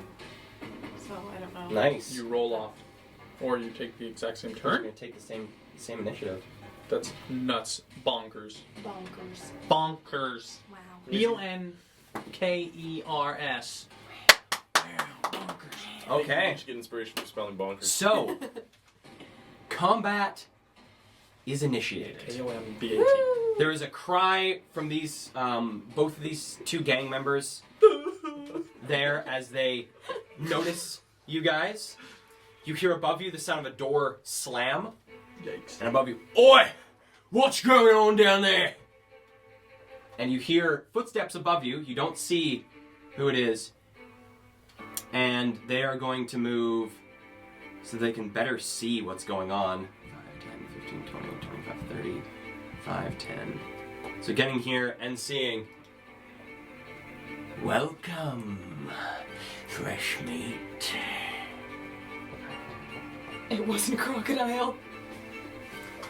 And that is that one's turn. This individual coming down the stairs, they are robed in these thick, tanned robes of what looks to be many different hides that have been all sewn together in a haphazard way with holes being able to be seen through it. The hood of this has been pulled back and you can see the face of this, what used to be a person, used to be an elvish person.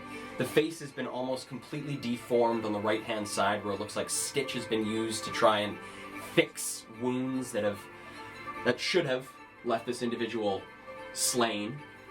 Looking at their right-hand side, they hold what looks to be a multi-pronged whip, short whip, in their hand, each end finished with a small bit of barbed wire. And with that, we go to Rex. We go to Rex. I think so, maybe. It depends. How many of those actually look like fighters? Like they call some of them could just be. Okay, so it goes to me. Mm-hmm. I like freezing in fear, but then looking up and seeing this person, I back up into my bodyguards with my musket in hand, and I reach for Ludi. I reach for Ludi's hand, and I look at him. What is his reaction? What do you think? What do you think he looks like right now? Rex! Okay, with that, I pull him in close to me, and I like hug him around. And actually, can I move him? Can I move him a little bit? I'd say at half speed, you can move him. Okay, then I'm gonna move. Here's what we're gonna do.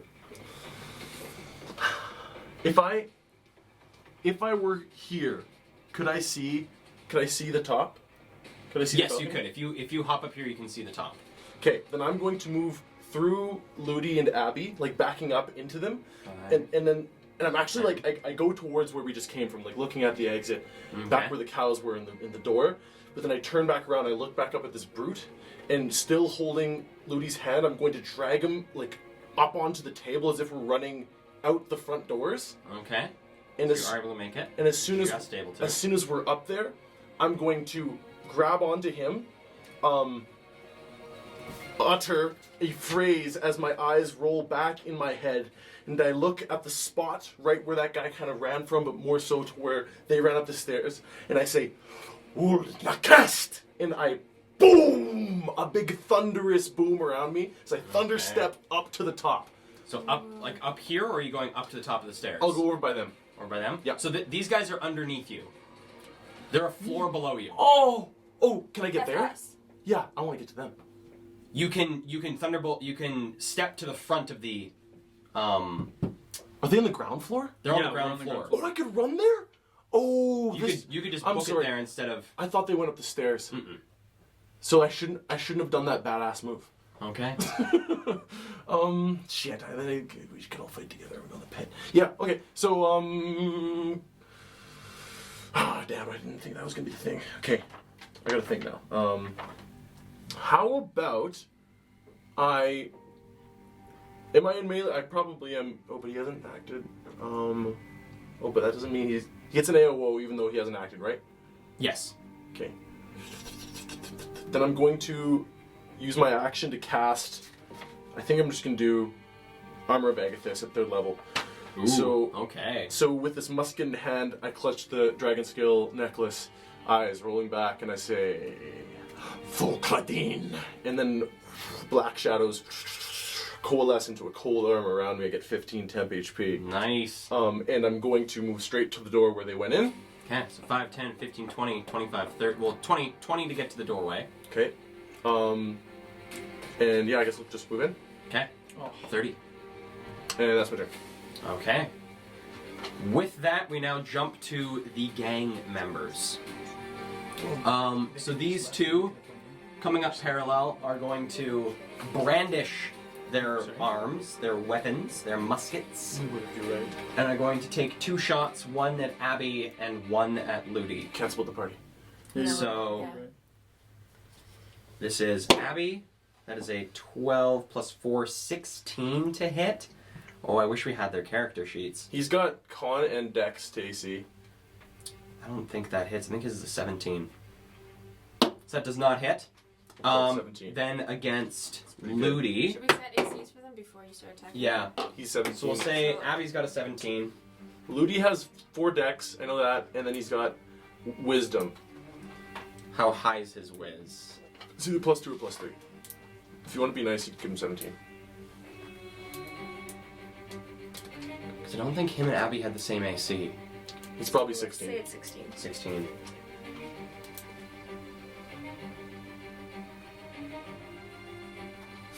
Cool. Okay, so that is the shot at Abby, shot at Ludi. That is a natural 18. These are guns. These are guns. Ludi, Ludi will deflect missiles. Okay, so that's 22 to hit. So it's going to take a roll on this.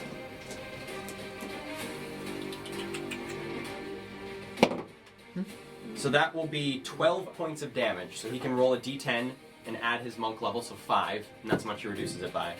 11. 11. So he takes 1 point, which, how much health, what is your max health, Isla?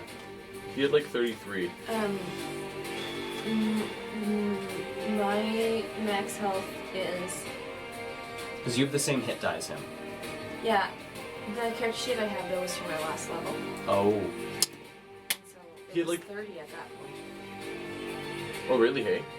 At level 4, but we're level 5 now. So you probably have like 36. 36 minus 1, so he's at 35 health. Okay. Okay. So using his reaction to get out of the way of this bullet, fires, still manages to graze him, but most of the impact of the bullet goes into the wall behind you. These guys are then going to use the rest of their movement, bringing weapons to their backs to close the distance between themselves and these two out here. It is now Abby's turn. What do you think Abby would do? Abby will follow me. Okay. So Abby moving away is going to provoke an attack of opportunity. But first he's raging. First he's raging. Okay. So activating his rage as a bonus action provokes an attack of opportunity moving away from this dude. That is a natural 17. So +4, so it's a 22 to hit. And he takes Don't you think you'd hit before you left? 1, Don't you think you'd swing before you ran away? Oh, you totally could. 2, so 4, so 2 points of damage. And Abby had, Either that or just disengage, right? what? How much health does Abby have? Like 50? He's got a D12. We'll call You could just mark how much damage he's taken, and then he can mark it back next session. Yeah. True. For both of them, really. Yeah. Just so that we're not He's taken 1. doing math that we don't need to do. He's taken 2. Because we're not math majors. Sheldon brought up a good point. So he isn't disengaging, but he's going to use his attacks. Okay. So he's going to try to thin out the crowd by, as soon as he gets hit in the back, having rage, he goes, "Go time!" And he's going to dig into the one who attacked Okay, him. would he do this recklessly? Yeah. Okay. Yeah. So makes an attack. This guy wouldn't have dug into him yet. The one person who has. No one has dug in. Like at this point, this is sort of retconning that attack. This is like going back before this attack happened, because he hasn't moved yet. He hasn't provoked an attack of opportunity if he's attacking. Oh, but he could move. He And could then- move away. Then he'd have to move back to them. So he could like move, get hit, Yeah. turn around. Cool. That's what's up. Okay. Like he was like running, and then Sheldon reminded him that he should attack them. You know what I mean? Yeah. So now these are reckless. first is a natural 1 and a natural 19. Okay, so that that'll- does hit. It's a sick D12, right? It's a, believe the one that he's using right now is the bleeding. Oh, and he's got a shield. So that one is a D8. Yeah. Bleed axe, 2 plus 2 from. Does his rage bonus plus 2 right now or I plus believe 3? it's plus 2 for his rage. Barbarians get that. We will do a quick check Barbarian. to make sure we are maximizing our damage output. Barbarian. And does he- Barbarian, at this level, he's 5th level, it's plus 2. so he's 2 and 2. So 4. I think he has a mod. I think his.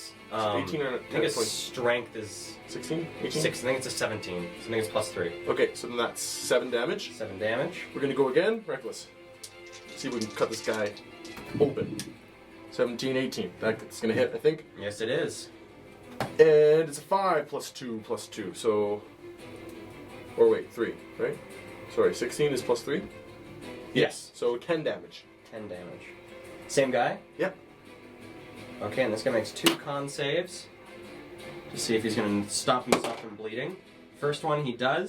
Second one, he just makes it on the second Okay. And then after 2 slices, he does a little roar, and then I think he's gonna join me. one. Okay. So that was 5, 10 in his movement. I know he has 45 feet. 5, 10, 15, 20, 25, 30, 35, 40. Runs after you. Yeah. It's actually a good way to avoid taking reckless attacks. Yeah. Damage from the other people. Is to run Yeah. away, provoke the opportunity, and then run back. And then Just attack them. swing at them and then run away. Run again. away. Yeah. That's good. Okay, so that's Abby. It is now our big friend, the Brute's turn. This Brute, turning around, the only person still within his reach, is going to take a swing at Ludi Oh no. with his Great Cleaver. One hits him again. That is a natural 16, so that's a 22 to hit. At least it's not a natural 20. Yeah, exactly. When he said natural, it's like, you're fucking. He's gonna come back That and be is unconscious. That's what I'm 12 saying. plus And a 4, so horse. 16 points of damage. So Ludi has taken 17 points. As this attack slams into him. And that is it. I think that's where he's not going to move. He's just going to Just- swing into him. And then after the attack hits, he'll go in and prepare himself to swing again. But that is the end of his turn. We now jump to Yade. Sorry. I'm gonna looking at you running down the hallway. Are we gonna go? Do we go? Looks like it's the only way out. No fighting? We could fight down there. A choke is better than out in the open. Okay. And then I'm gonna jump and slide down the pit. Okay. So jumping and sliding down the pit, give me a acrobatics check. Acrobatics? Ho ho ho! 23. Okay, so you're able to start sliding into the pit. The angle of the pit, it only angles down until the ceiling above you is about 8 or 9 feet high. So you slide down. We'll put the pit. We're gonna put it here. So it's a 10-foot wide pit that you're heading down.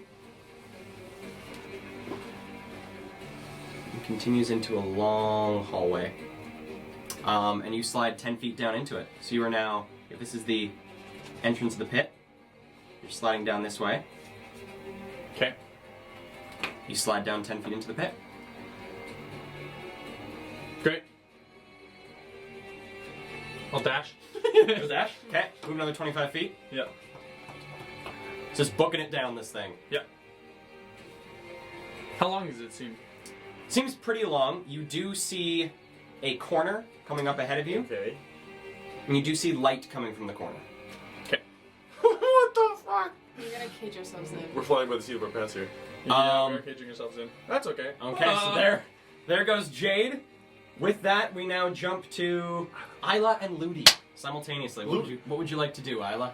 and Ludi? Ludi's disengaging. Ludi's disengaging. 100%. Okay. Full speed past us if he can. Okay, so he's got 45. 40. No, he's slower than Abby, so he's got 40. 5, 10, 15, 20, 25, 30, 35, 40. He'll share space. That's great. Okay, you guys are sharing space. Yeah. Snuggled. I immediately wrap my arms around, try to stop a bit of the bleeding. Okay. He's pissed at me for sure.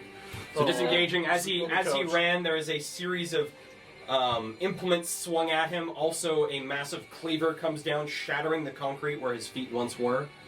And you hear the person on the staircase, "After him." The hunt is on. And Isla, what would you like to do? I mean, I guess I'm running. There doesn't seem to be much else to do. At least this way we can all get down here together, and then when we can just prepare attacks for when one of them trickles in at a time. We can all just go. We're gonna be surrounded. No, but we're in the. There's a long We can't- hallway. Unless there's people, yeah, unless they come the other way, but... That's what I mean. Okay, frick it.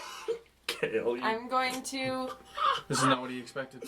No! I don't know what Run. he expected. and bonus action dash down the pit. 5, 10, 15, 20, 25, 30. 5, 10, 15, 20, 25, 30. Yes, we have to figure out what's around the corner.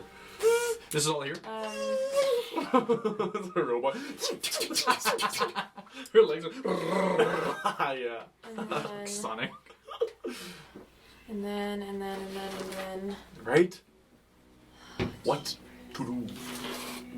What to do today? Inside of the So if butchery I shop. use my bonus action to dash Uh-huh. as a rogue, that doesn't matter. Can you use your action then to dash again? Yeah. Or Or just move a little more. Like I can half. I'd say for now, regardless of what the rule is, I'll say you can get half Halfway? speed. Okay, I'm gonna come up the wall. Yeah! Okay. So the wall is about 8 feet high. Sure, get me up there a little. Okay. You're upside So down. you're now like, if you The want to use ceiling? the rest of your movement, you can be hanging from the ceiling. Yeah, and I want to walk just tight to that corner there. Okay. Like- So that would be 5, 10, 15. That's as far as you can get. Yeah, and I just want to peek my head around the corner. Okay. You don't quite have enough movement to peek your head around the corner, but you can get where you are. What? That- Okay, but what if I wasn't there, I was one forward. And so what if I just went 5 on the floor? If I moved move one So forward. 5. 5, and then 10, 15. 15. And then peeked around the corner. Still just a little bit too much movement. For now. Because this is also like bonus movement that you're getting off the bonus What action. if you just stayed on the wall instead of the ceiling? Use it. Now, like you can start looking around, but I'm not gonna let you make a perception check to see anything. Okay. Okay. Because that would be too many things. Because you've already used a bonus action, you've used your action, you've used your movement. Sure. Okay. Alright, so hanging from the ceiling. With that, we then jump to the commoners. Oh! Commoners, are they? So, these guys are going to turn around. And... All of them. Remember, there's guys at home that... Oh, wait! They acted on a different initiative. I'm metagaming now. I think we might stand a chance. Okay. So, 5, 10, 15, 20... 5, 10, 15, 20, 25, 30. 5, 10, 15, 20, 25, 30. And 5, 10, 15, 20, 25, 30. 5, 10. Great. Comes running up with a butcher's implement in hand. Ah! And with that, we go back up to our friend on the stairs. Oh, yeah. He is going to... what is he going to do? Glad Abby's safely between Ludi, Rex. You know what I'm saying? There's like a skinny hallway and Abby's right in the doorway, so no one else can come in. And then there's Ludi and I just sitting right behind the wall. That is Abby. Okay, so barbarians have... What are their saves? Constitution and strength. Constitution and strength. One of the only I think class that doesn't have either wisdom or That dexterity. doesn't have like a mental or dexterity. Wisdom and dexterity is on so- every other person, at least one of those two. Give me a roll. Give me a... This is a...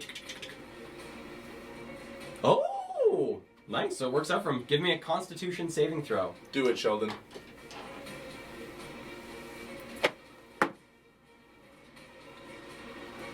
Natural 1.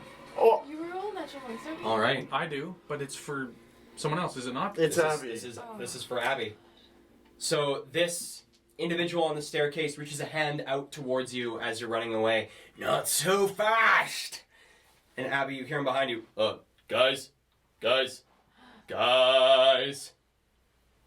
And turning around, Abby's like just looking everywhere. Right there. Okay.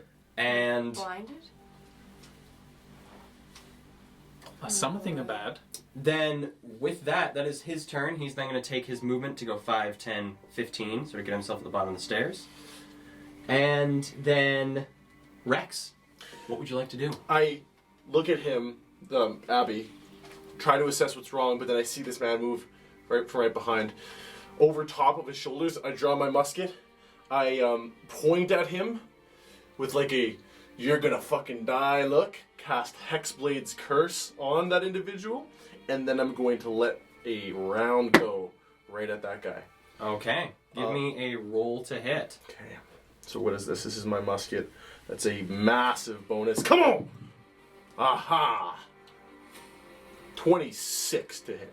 Why didn't you just That- come back at nighttime? Why didn't you just come back at nighttime? That does hit even with his massive bonus of cover from the two people between you and him. Oh, So it right. hits. I didn't even think about that. Okay, good.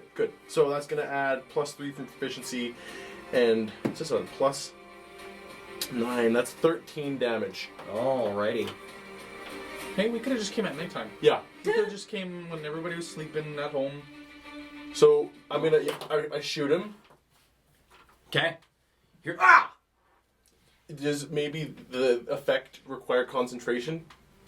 It, I believe, doesn't. Blindness, deafness does not require concentration.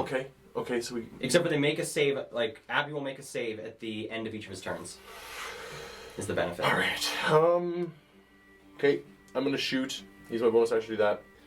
I'm gonna stand there, I'm gonna wait, and then, I'm just gonna put my hand on Ludi, look at him in the eyes and say, "Stay alive." And I'm gonna stay there. Okay. Yep. Stay there. Gun trained towards this dude. Mm-hmm. Okay. Gang members are going to... This is such a tight hallway. 5, 10, 15, 20, 25. And going to do a very quick athletics check at disadvantage as a bonus action. You see the commoner that's like there with the implement tries to get shoved out of the way by this other person trying to get into the space. It doesn't work, and so they use their action. So Rex, you just shot this shot, hit this guy. You see the commoner who's there get bumped into, and he sort of goes, "What?" And then he gets thrown. What? Natural 20 athletics check to body chuck this guy out of the way. Gets thrown back, and this guy takes up the spot right there. Weapons brandished. He uses action. He can't attack. Does this guy look not like a commoner and more like a thug? This guy's in like full leather armor. Okay. He has a musket on his back. Looks like a butcher's cleaver in his right hand. Wonderful. But a lot of them look like commoners? Do a lot of them look like commoners, or do any of them look like commoners? From the ones that Isla saw, quite a good portion of them are not the same level as the bandits. Gotcha. But That's what it as seems far as you guys know, you guys didn't really get a good... Well, Yeah. you did. You got to see them. So, yeah. Looks like some of them are just weak ass. weak ass. Okay. Not really meant for That's combat. That's cool. Murder. That's cool. Um, Some weak ass. So then the other one is Just going to a come little bit- 5, 10, 15, 20, 25, and is going to attempt the same thing to get this guy out of the way. Hey. It has a natural 14 versus a... So this guy comes in, pushes the commoner out of the way, only to get pushed out of the way himself. Oh my god. As this guy comes in and is going to try and swing into the back of Abby. Which I believe is at advantage because of Reckless. Yeah. And how big his back is. And how big and how thick his back And is. if he's blind too, And he's blind too. Jeez. Still doesn't hit. That's a 40-20. that's a 15 to hit. Wait, okay. I was going to say Abby got a shield last time too, and he's using one-handed thing, Oh yeah, he is. so it's probably 19. He's probably got an AC of 19 now. Goodness gracious, Abby. Ooh, That's why he's our tank, bro. That's why his back's blocking that door. Another swing That's into the his shield back. is. That is a natural 19 into his back. Yeah, that checks So out. that one hits, and then it's going to be another pair of 1s and 2s. So that is 3, 4, 5 points of damage, cut down to 2 points of damage. Yes! Yay. Yes! Okay. With that, that's their turn. We now jump to Abby. Okay, does he get So Abby, now knowing because it is his turn, Abby is blinded. Abby cannot see. What does he say? Guys! Okay, so having been struck in the back, I suppose he'll turn around and try to attack who attacked him. Okay. So he is going to swing recklessly. Yeah, so it'll be normal. Okay, so it'll be a normal roll. Okay. Natural fucking 20! Oh my god. That's 2d8? That's 2d8. Man don't need That's eyes to 1d8 slam max. shit. So you roll Okay. 1d8 and the other one's max. I rolled a 1, so that's gonna be 9. 9 plus the 2 from... That one? So 11. 9, 10, 11 plus another 3 is 14. 14 points of damage. To that one. You're in a bad mood. Doesn't make sense. So that is... Okay. So just cuts into him with the first blow. Right. And while blinded, he hits, laughs, I bet. And then we'll go back for another one. Just normal, yeah? Yeah. Do it. Okay. You got this. Okay. It's a 10 on the die. Okay. Plus. So plus Abby, if he has a 3, he then also has proficiency bonus of plus 3. So 16. It's a plus 6. So 16 hits. Yeah. D8. That's a 6. So plus the 3 and the 2. It's 11. 5, so it's another 11 damage. Nice. So that brings it down. Imagine he comes back by saying, I actually have more AC and more strength. It's like, oh god. Alright then. Should have been here. So it cuts into this dude. You can't see him, but he's doing some serious damage. You see from behind him just blood spraying to either side as he cuts into Honestly, this I dude. think this is our plan. Well, yeah. Abby at the door, yeah. We can go explore, we can come back 2 days later and he'll still be there killing things. The brute comes. The brute's dead, dude. Dude, that's what I'm worried about. Is Yeah. we gotta. Do you guys see the door? It's 5 feet. Look how big Yeah. he is. But- He can't even Remember get how in. hard it was all- to kill that guy the last time, though? We had Yeah. to all get on it at the same time. Yeah, we're gonna have to. We sleeped him, right? Yeah, we slept him. We slept him. We slept with him. Pain or pleasure, your choice. Oh. Come Oh on, Bruce. boy. Okay. So yeah, that's his Okay, turn. that's you going. That's enough. Okay. Sheldon. With that, we now go to the brute. Everyone wants to get in there. Oh god. But he's too big. He's too big. He's too it's- big. it's He literally a- actually can't fit. 5 foot 5, wide hallway, Take it out on a and cow. one door, 15, and they're all 20. like stacked up on it. And we're Abby, and then Ludi and I. The brute can fit down the pit. Abby's like, can't touch this. So you see this guy's just gotten a chance. He's been like cut up. He's swinging at Abby, and you see a big hand come forward and put it on his face and just push him out of the way. This guy does not resist being moved and gets pushed back as Brute sort of comes half of his body in view and is going to swing it sort of horizontal at the door, seeing if he can hit. He can't. He probably Does he get can. cover because he's in a small space? Look, we can't kill mice that I'd say easily no. unless we use traps. How could this brute kill an Abby that easily? However, he's not going to hit him. That is it. Yes. It's a 14 to hit. So swings in and does not make contact. And you see this long horizontal cut into the doorway I hate as the these axe Oh, pulls out. Does Abby get an attack of opportunity as the other guy has moved away? Give me an attack of opportunity Yes. with disadvantage. Do it. Disadvantage? Oh. It's oh no, because he's reckless, so it's just a You're flat. reckless. It's a flat roll. Get it. 15 Nice! on the die. Oh, that's a hit. That's a hit. Roll Give me a that roll for D8. damage. What is it? A D what? D8 D8, D8, D8. It's a date. Ah, that's a 2. plus All right. 5. Plus 5, so 7.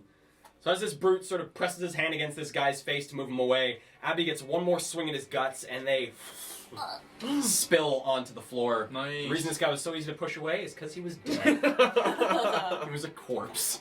That's why he wasn't resisting. The dead don't resist. Dead don't resist. Abby just kills Whoa. the dude. That's why it's so easy to arrest them.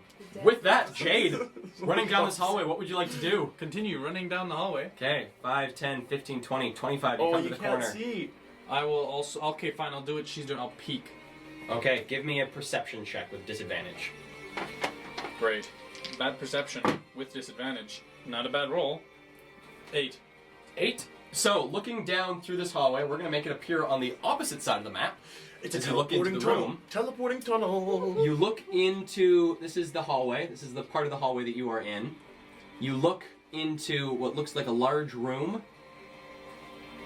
that has a number of other connectors to more rooms You took one. I'll take the coming off of it. There's 3. There's 3. Okay, we'll send Louis down when he's fast too. Just run to the end and come.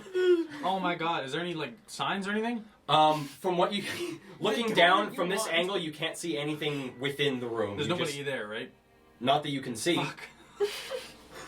I'm gonna walk in! Okay. So Dashing? you're using Yeah, your dash. dashing, So but 5, doing it- 10, 15, 20. Coming into the room, you can now see the room in full. Along the wall here are a large number of boxes and barrels all piled up on top of one another into the corner. Looks like a bunch of storage here. Cookie jars? Yeah. Oh shit. Dead ahead of you, you see some bright light coming in. We see and them dead? Oh my god, I'm dying. I went down the pit. you, dead ahead of you, you can hear the talking of people coming Okay. from this one. Heaven. To your right, you see the hallway continues down incredibly long and thin. That's hell. That's hell. Yeah. That's gotta be hell. And then from where you are, you can see this one continues a bit before hitting another turn. Halfling heaven? Purgatory. Purgatory or halfling heaven. I ran out of movement though, right? That was 5, 10, 15, 20. You have 5 more feet. I will take one more box diagonally forward. That way. There you go. Okay. My turn's And- done. Isla and Ludi, what would you like to do? I'm gonna run into the room. I think. Okay, 5, 10. Coming into the room, you see the same thing. To your left, there's a ton of boxes. Dead ahead of you, there is quite a lot of light coming in through that tunnel, and you can hear voices. One to my left. One to your left. I want to try to open a box. I'm hoping for cookie jars. Okay. So these are sealed boxes. Do you want to, like, use a dagger or... To open it? Are there jars that are there? Are they easier to open? They're not jars, they're barrels. Oh, barrels would be. Who said jars? You projected that onto She projected that they were cookie jars. she was envisioning cookie on the side. Do not touch.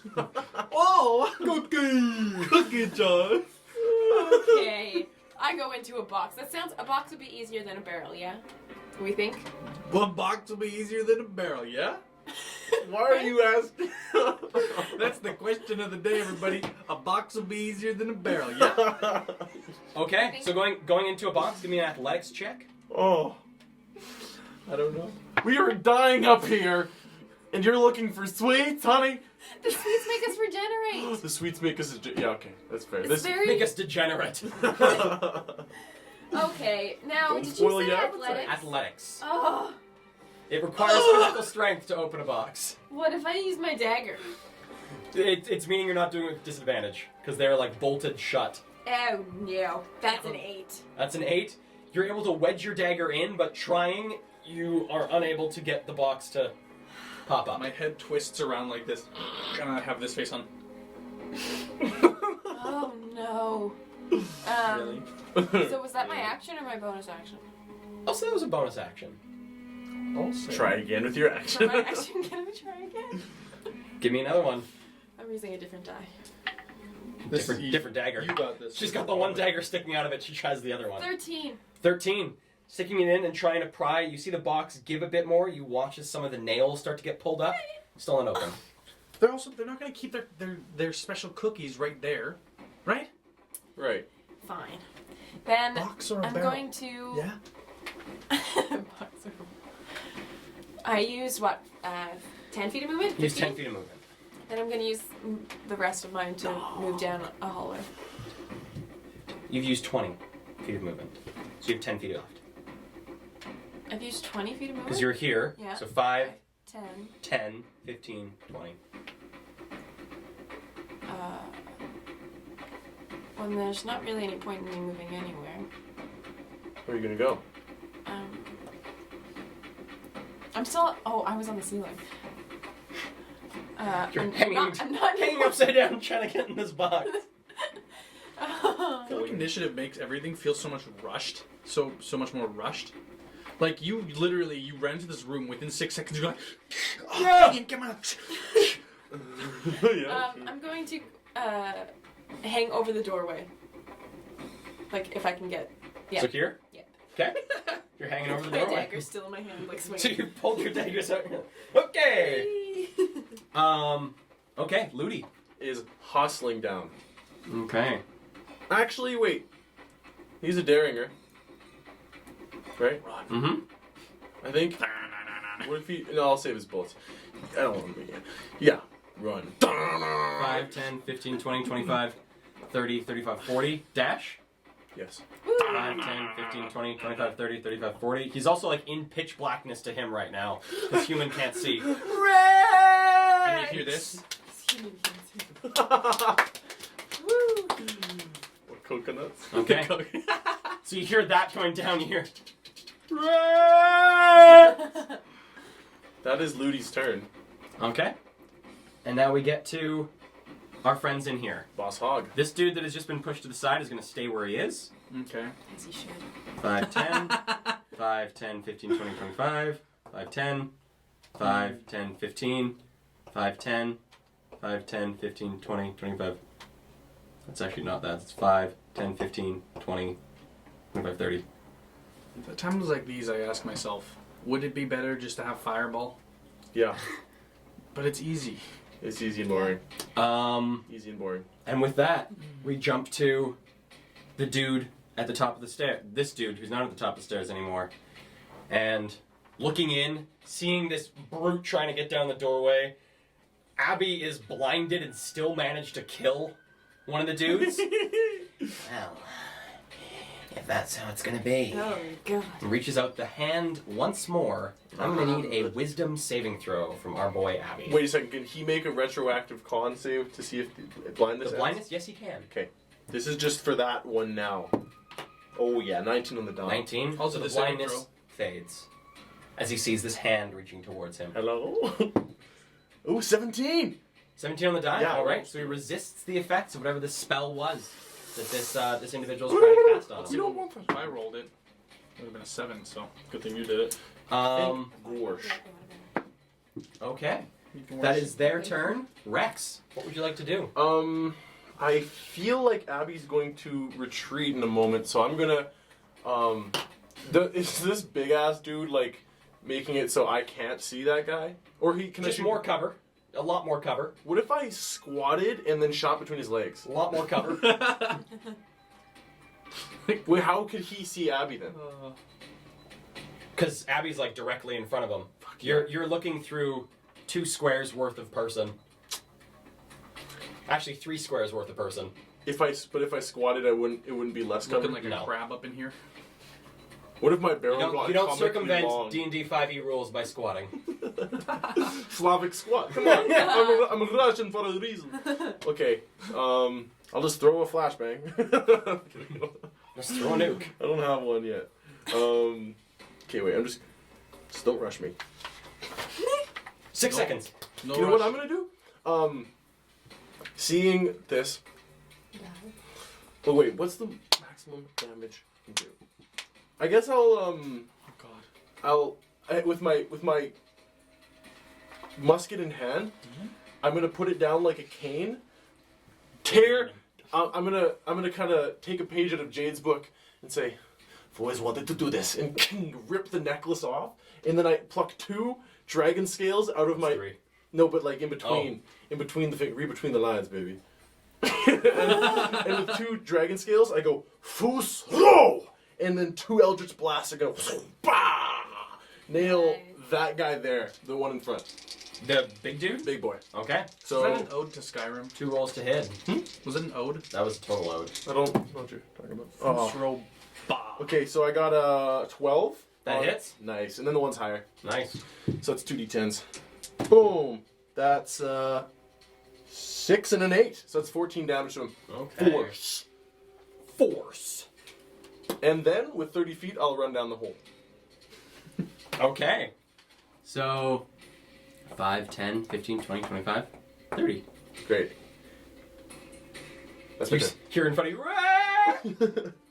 I see him too. Okay, so that is Rex. We now go to the gang member. Who is going to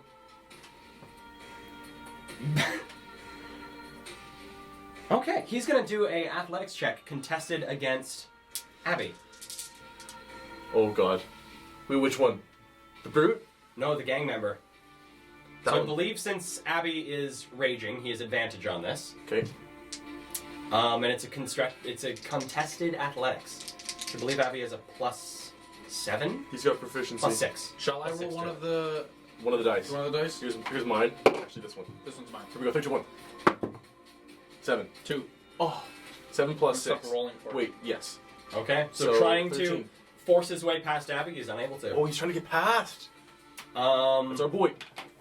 and with that, he's gonna remain where he is, and that's Abby's turn. Abby's turn. That's Abby's turn. Abby's turn starts now. Okay, thank you. He's gonna run down the hole. But wait, should he attack first? Of course. So 2. Yeah? Should he dash? But then he'll get past me.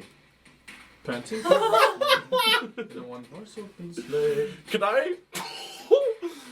I want Abby to pants the brute. I think he. Okay, do you guys think he'd do that? Pants him so he can't run. So he has to pull his pants up. Would Abby do that? Or would he just No, chop he you would guys' leg? chop his pants off. Chop the belt? Okay, Abby's gonna recklessly attack twice. Okay, give me two rolls. At his Two belt, rolls to right? hit. Yeah, okay, you guys roll one combined and I'll roll the other. What? Into our hands? Because it's at advantage. Roll again. Oh, really? It's reckless. Better? It's the exact same. What is- 6 both times. 6 plus 6. 12. So 12, both those hit. Okay, great. So I'm gonna roll a d8. Yeah. Plus 5. 9. Total? 9 total. 9 total. 9 total. Okay. And here's the second attack. In a con save to see if he bleeds. Okay, 18 on the die. Hits. 8 on the die. Plus 5 is 13. 15, 22. And caked in blood. Oh. Okay, let's see. Oh, Let's now see he's if he gonna- bleeds. He's gonna get an attack against him. That's a 19. 3 saves.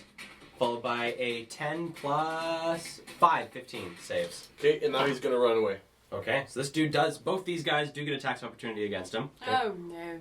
This dude is going to be a lot harder to hit him because he's Around the corner. Attack around me the corner from the and there's a big fat dude next to Uh-huh. him. He's a corner. And he's doing this. Oh, but he's reckless. Yeah. So that's not going to hit. It's a natural 3 from small dude. And big dude, attacking with advantage. He puts his shield up. That is a natural 14, so jumps to a 20 to hit. Hits. And that is this boy. I bet. That is. Bye. That is 17 plus 4. So 21 points of damage, cut down to 10. Noise. Yeah. It's nice to have a tank. Uh-huh. Wow, you've really mastered the loud gulp.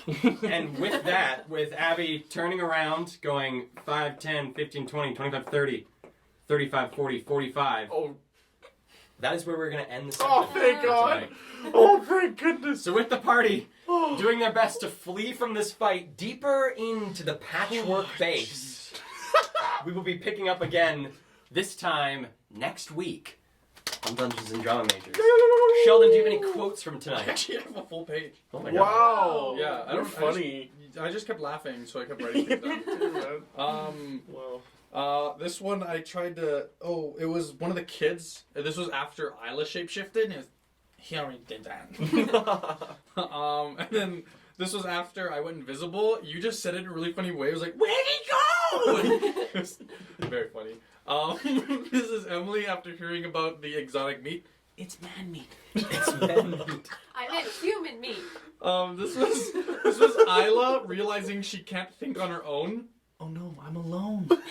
Because she was trying to figure something out, and she was like trying to figure it out, but she couldn't do it. And she went, "Oh no, I'm alone." No, what I meant was if I go in, I'm dead. Okay. Oh no, I'm alone. In my head, I thought it was because you were like, "I can't do this on my own." I just wrote Ludi is a horse now, and there's 3 lines all from Rex. Where's the horse? I squeeze the horse's arm, and why the long face? I squeeze the horse's arm. Boston Red Sox. And then I said this, and Emily went in the book. I said this was after Abby hit a blind nat 20. I said, "Man don't need eyes to slam shit." And that was Man don't need eyes to slam shit. Nice. Wow. That's quite a session. Okay. Well, we will see you guys next week. See you next week, y'all. Bye. Monday.